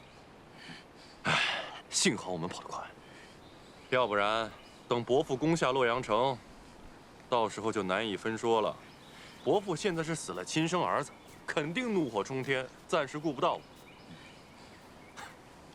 不过这么一来，到时候也只有我能继承崔家的家业，毕竟亲伯侄嘛。万一大将军知道崔公子遇袭的事根，那怎么可能呢？这人马都是乔装改扮过的，他就算往下查，那只能是查出来是李俊的人马。如若不然，他怎么可能这么怒气冲冲的就攻下洛阳城呢？若是大将军拷问信王，只怕信王他……就算他盘问出来了，啊，就算他李俊和盘托出，那也是信口开河、胡说八道。你想一想，李俊不单单是设计害死了他的亲生儿子，又挑拨离间我们伯侄关系，伯父能信他？你跟了我这么久，能不能长点脑子？是，那咱们先找个地方藏匿起来，再看看风向。也只能如此了。三郎，还没有了，吃，饭桶。小伟，齐王派人送信来了，还送了好吃的。给，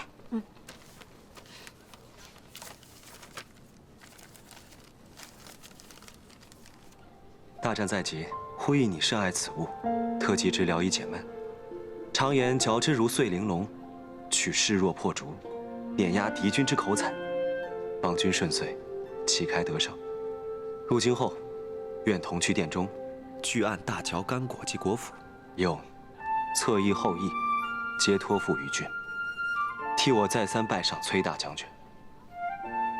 小伟，秦王信上说什么啦？说祝我们旗开得胜。送这些来，就为了巴巴送个好口彩啊？是，特意麻烦耳朵跑了一趟，就为了送上这么一个干果的好彩头。他送干果来，跟我又有什么关系啊？哼，干果还没吃几颗，嘴这么硬啊！少威，快吃吧。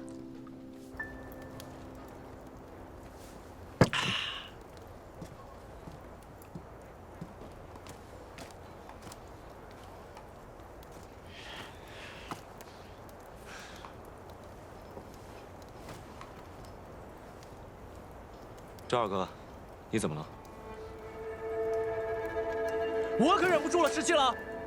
崔家军卖了潼关，害死了咱们镇西军那么多兄弟，咱们怎么可以又跟他们结盟，一起去攻西长津呢？万一他们又把我们卖了怎么办？就是啊，你说他们万一从后边反了，直接把咱们包围了。我见过崔乙，他不是这样的人。有其父必有其子，他儿子这样做，他爹为什么不能？若崔乙是这样的人，他就不会放我出洛阳城，更不会让我带着我父皇回大营了。17郎，那咱们真的还能相信崔家军吗？镇西军把侧翼和后翼都交给我们了。因为咱们崔家军的兵力更强一些，所以他们把侧翼和后翼全交给咱们了。这个李逆果然胆大包天，他竟不怕我抄了他的后路，把他毒死在西长京城下。阿爹会这么做吗？我相信。那17郎信，我就信。我也信。我相信你，17郎。那我也相信17郎。赵二哥，你相信我吗？我当然相信你。谢谢你们相信我。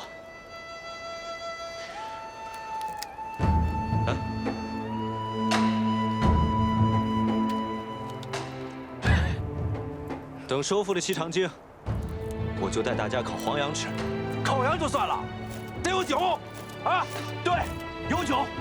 来，干！来，干！要不是碍着你的面子，这货早就把他给收拾了。阿爹，你才不会呢。不过，就算我们崔家军和镇西军加起来，比孙敬的守城兵马多，但自古以来，守易攻难。李逆虽然是个混小子，但不像莽撞之人。他是不是在城里还另有布置？阿爹瞧出来了。其实早在前些时日，李逆就已经派人在城中暗中散布谣言，煽动百姓去哄抢粮食。此时城中人心惶惶，一旦攻城，城中街坊必定会先乱起来。而且我还猜他8成安排了放火，或是去太仓抢掠粮食。一旦城中乱了，太仓无粮，那守城的军士必会挨饿，这样攻起城自然会容易很多。是吗？怎么，阿爹认为这样布置不妥吗？李逆看着少年老成，他八成还有一招布置，而且这一招布置必是绝杀。光是烧裂太仓，搅乱城中民心，似乎还不算绝杀。其实我也猜测，他肯定还有招绝杀，但这一招到底布置的是什么，我目前还真猜测不出来。我倒是有点明白，你为什么瞧得上那小子了。阿爹，人家在跟你说正经事儿。哎，我在他这个岁数的时候，也没有他胆大缜密啊。虽然当时在瀛州和接硕大大小小打了几十仗，他怎么能跟阿爹比呢？他只不过是运气好一些罢了。出身帝王之家，不骄矜，从劳郎关至此一路征战，负半壁江山，得万军拥护。其实运气好就可以一言代之的。阿爹这么夸他，我倒觉得他配不上我阿爹的另眼相看。哎，既然他得到我女儿另眼相看，他自然也值得我另眼相看。那阿爹以后不挠他了吧？我只是说，打仗看着还行，想娶我女儿，做梦。又懒。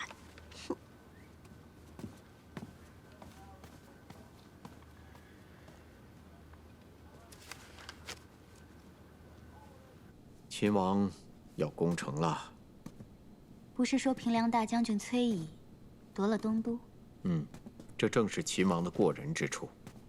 他不仅大大方方的把东都让给了崔乙，还说服了崔家军跟自己一起联手攻打西长京。父亲，您说秦王会成功吗？明面上呢，他是要和崔家军攻打西长京，可是暗地里一定另有一番布置。我就不知道这布置是从何而起，又如何呼应了。相爷，出事了，出事了！秦王攻城了，好些乱民直奔太仓去了。那些乱民把太仓给抢了，太仓的守卫拦也拦不住啊。后来不知怎的，太仓就起火了，太仓又烧又抢的，只怕现在也剩不下什么了。好了，我知道了，你下去吧，命人严守门户。是。我娘，你可明白了？原来布置在这儿。对，先是散播城中无粮的消息，造成民心恐慌，然后再煽动这些乱民，把太仓给烧了、抢了。这下城中是真的无粮了，连守城的士兵都要饿着肚子，肯定没有心思守城了。正是，如今梁王早已登基称帝，孙敬素来残暴，城中又如此情形，这西长京啊，是守不住了。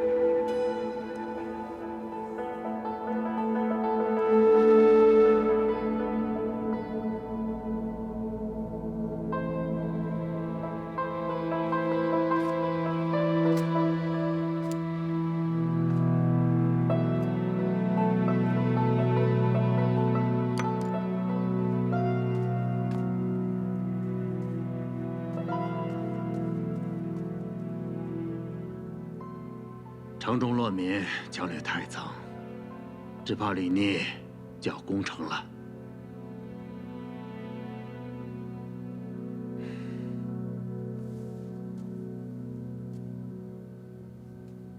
阿进，我不想让你再去打仗。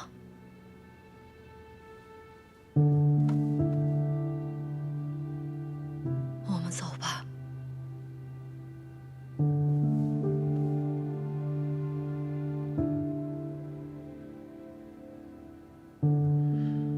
自从我们重逢之后，我就一直在想，这日子过得真快啊！一会儿，半辈子就过去了。要不，我也出嫁，陪你去守城吧。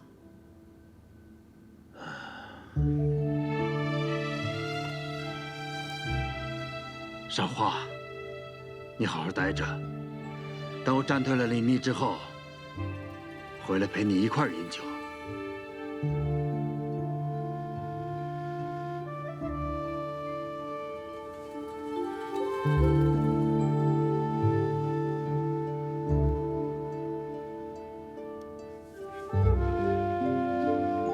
我等着你回来。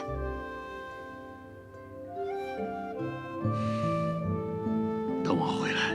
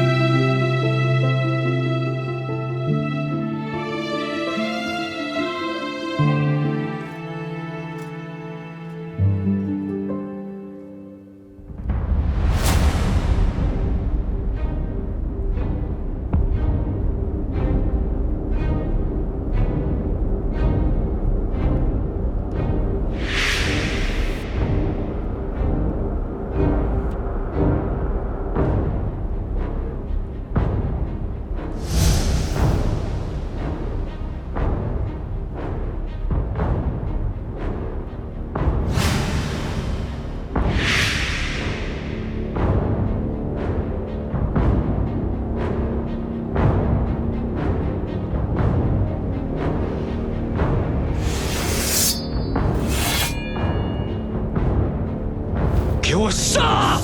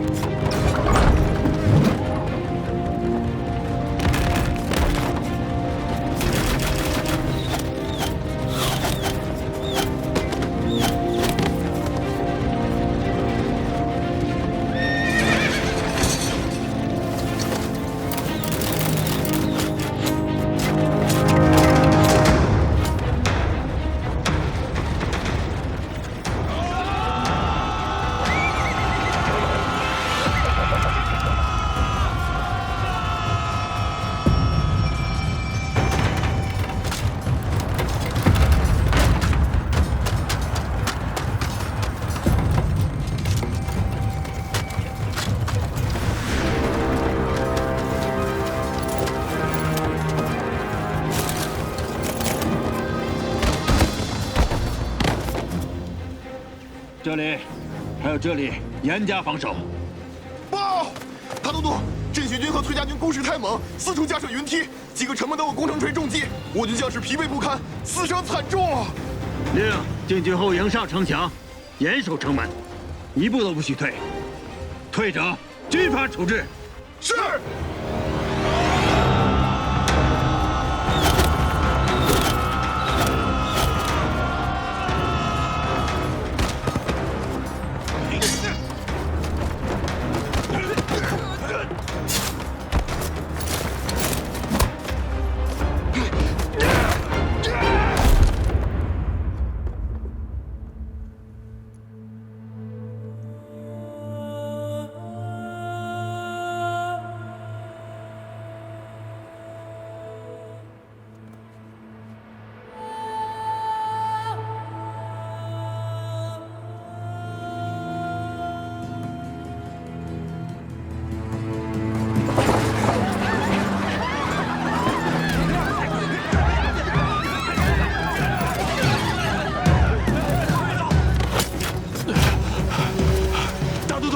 那些乱民竟与士兵动起手来，有的还将守城用的火药，请大都督示下。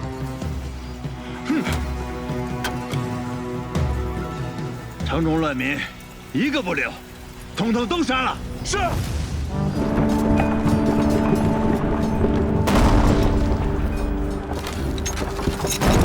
大都督，目前城中已乱，情势危急，大都督不如提前退走，到潼关再做计较啊。只要守住这几日，我们征百余的大军就会回来了，自然会将镇西军和崔家军包抄围剿。大都督，留得青山在，不怕没柴烧。不要再说了，灭所有兵士。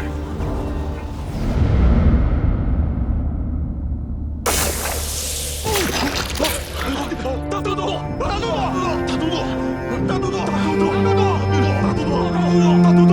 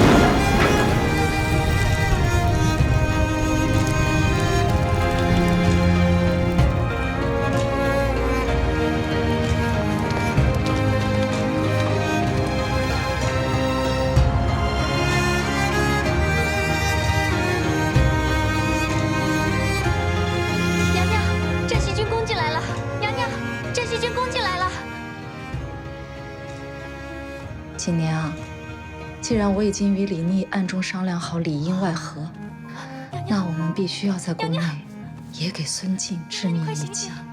娘娘，你醒醒，来人！哎呀！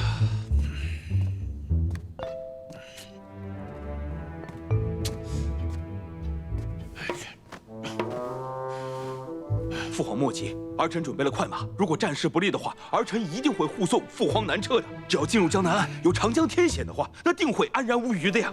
父皇，万一战事不利，儿臣愿意留下来，率后队抵挡敌军。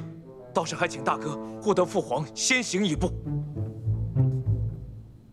二弟你果然是忠勇可嘉。大哥是父皇长子，将来这天下大事和父皇都要倚仗大哥呀。我若是能留下来抵挡住敌军，护得父皇和大哥周全，就算是死也值得。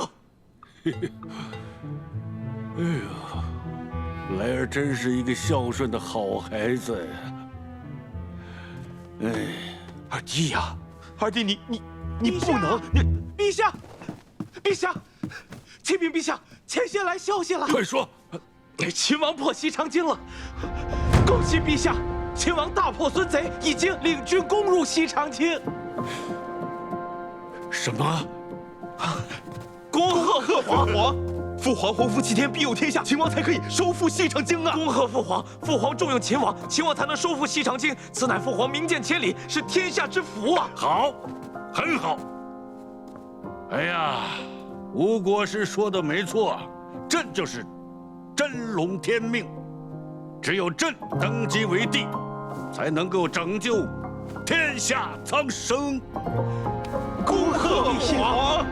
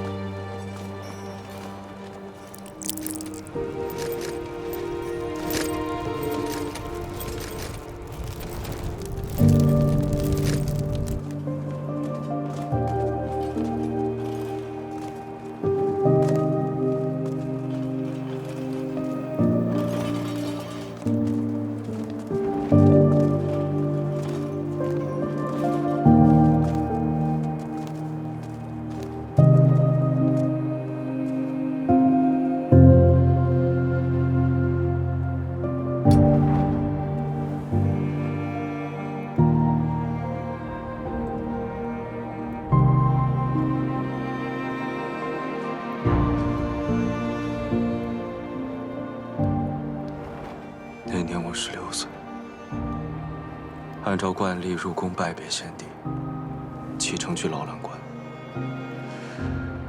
那时我犯了错，先帝十分生气，不愿赐剑，便命人传话于我，让我安分守己，不要再给李氏子弟抹黑。殿下现在已经收复西长京，也可以告慰先帝在天之灵了。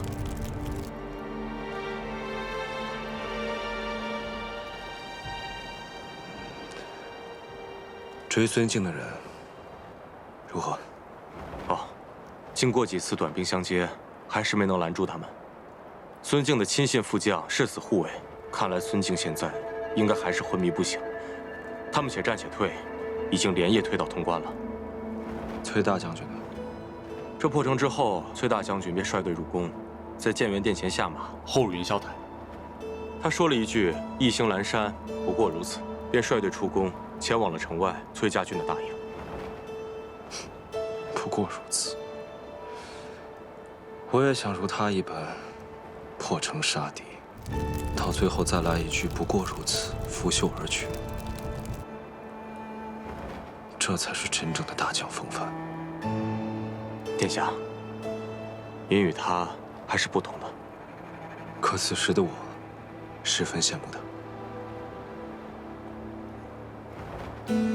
殿下出劳兰关，率兵擒王，平定天下，现在已经收复西长京，所以从此之后，已不与世人相同，也不能再说羡慕他人了。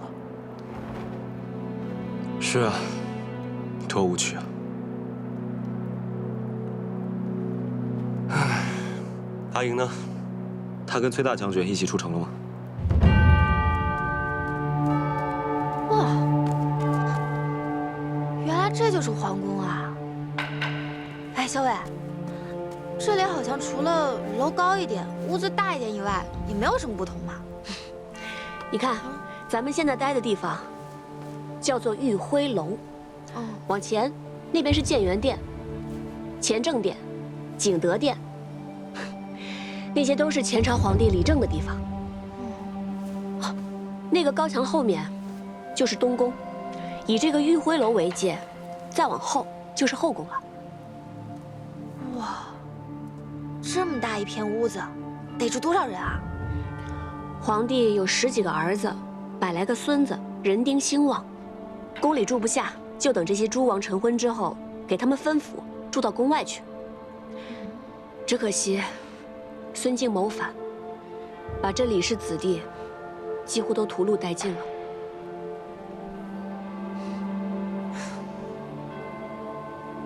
哎，秦王来了。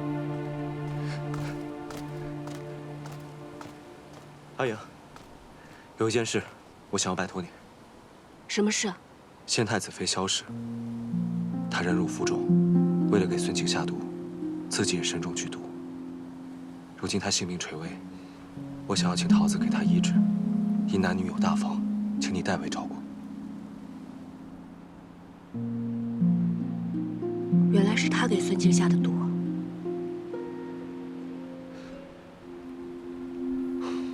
你放心，如此大义之人，我定不负你所托。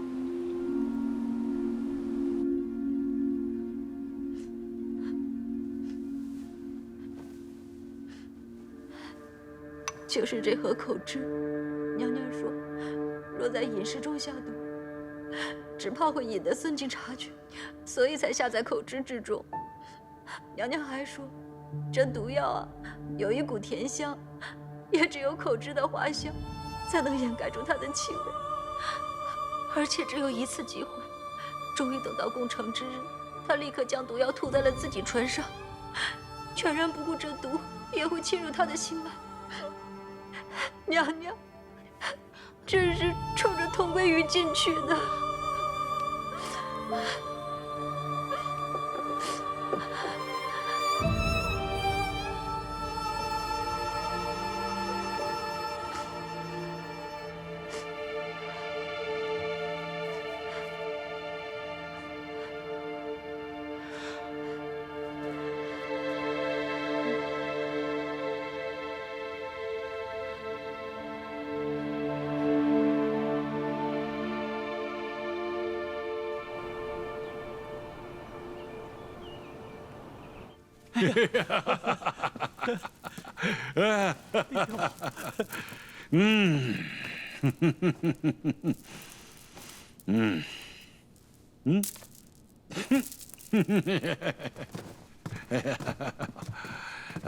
儿臣见过父皇。哎，免礼免礼，谢父皇。秦王遣了兵马出城来迎接。朕作为天子，要摆了大驾，回西长京，接受百官的朝贺。父皇，儿臣有几句话，不知当讲不当讲。有什么当讲不当讲的？说。如今秦王已经收复了西长京，立下了不世之功，不知父皇打算如何犒赏秦王？他可是朕的儿子。再说了，为君父分忧，这不就是他的本分吗？还有什么犒赏啊？父皇已经封三弟为秦王了，这众亲王之中，唯以秦王的封号是最为贵重的。若是再犒赏的话，也只有封三弟为太子了。你说册他为太子，立嫡立长都轮不到他，你就说说为什么要册他为太子？若父皇眼下无立三弟为太子之意，他又刚好立下了大功，没有犒赏，只怕这别有用心之人会挑唆三军，到时要闹出什么哗变，那就不妥了。哗变？这是父皇莫慌，父皇回宫之后可以打开宫中内堂，据说这孙贼走得匆忙，宫中内堂中的贵重财物都没有带走。内堂？是啊，父皇，父皇不妨打开宫中内堂，赏赐给收复西长京的将士们，将士们自会感激陛下的圣恩，就算有人煽动，也不会跟着闹事。还是俊儿来儿的法子好啊！朕回到西长京，就把宫中的内堂打开，犒赏三军。陛下公参天地，泽披万世，万岁万岁万万岁！陛下公参天地，泽披万世，万岁万岁万万岁！娘娘，娘娘你醒了。娘娘你醒了，醒了就好，醒了就说明毒性消解了。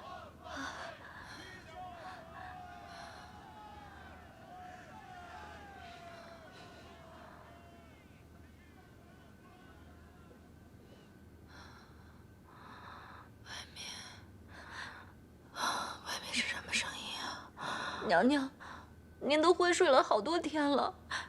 亲王殿下率镇西军收复西长京，迎陛下回宫。今日啊，陛下受百官朝贺，外面的声音正是三军的谢恩之声。我们赢了。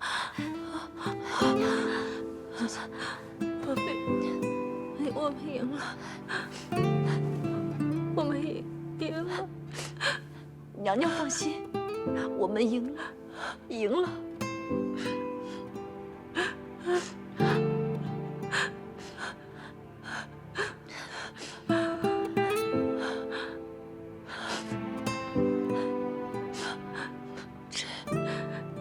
这两位姑娘是？娘娘，这是崔家军中的何校尉，受秦王所托，特来照顾娘娘的。多亏何校尉带来桃子姑娘，每日精心配药，才终于解了娘娘的毒。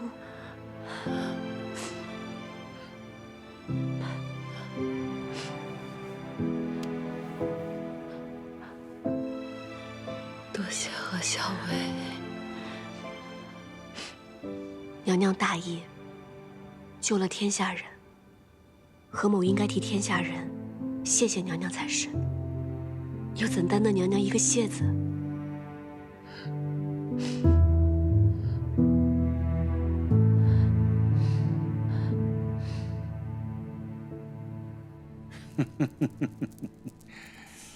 这寝殿不错。就是这个帐幔有点旧，都换新的。是。嗯。嗯。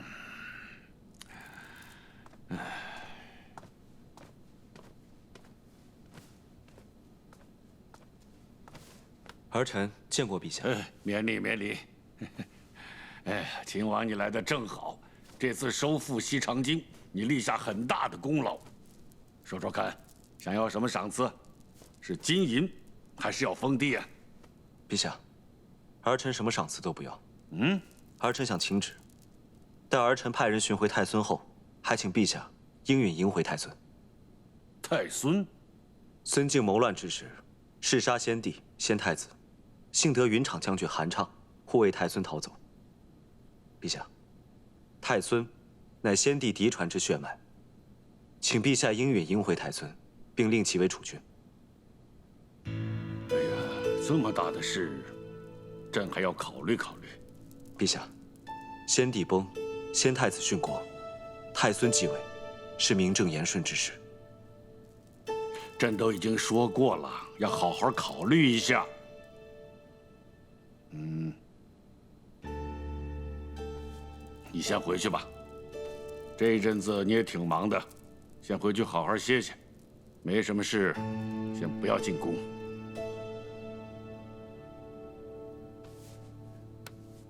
是。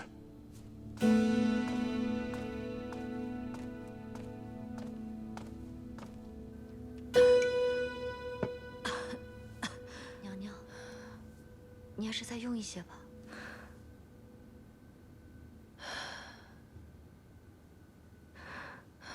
锦娘，孙敬还活着吗？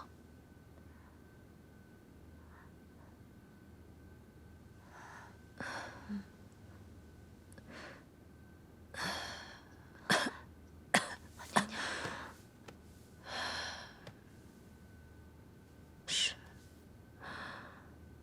按理说，我应该忧愁。因为大患终究未除，可是想到当初他浑身是血冲到宫里，握住我手的那一刻，我心里在想什么？我是先太子妃，娘娘，我在东宫的那段日子里。我活着，但只是一具躯壳。唯有和他在一起的时候，我才会感觉我是真正的一个人。可我是先太子妃，我本不该心悦于他。娘娘，我知道。我不会再说了，不会再有人知道我与他之间的过往，再也不会有人知道此刻的我还是爱慕于他。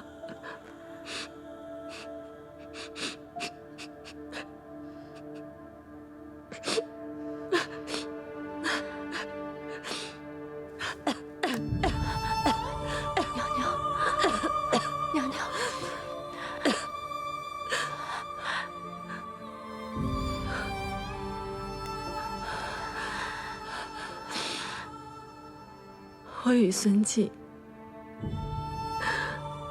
须臾为一，我铭记一时，死不足惜。娘娘，您切不可这么说呀！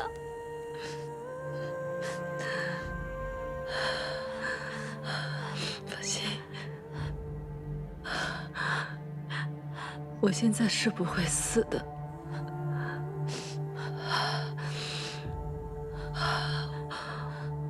我还要确保太孙平安归来。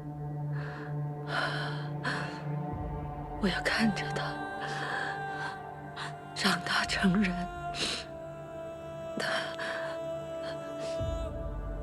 到时候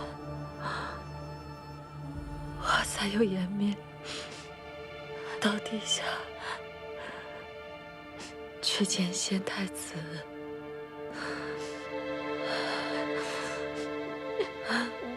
娘娘。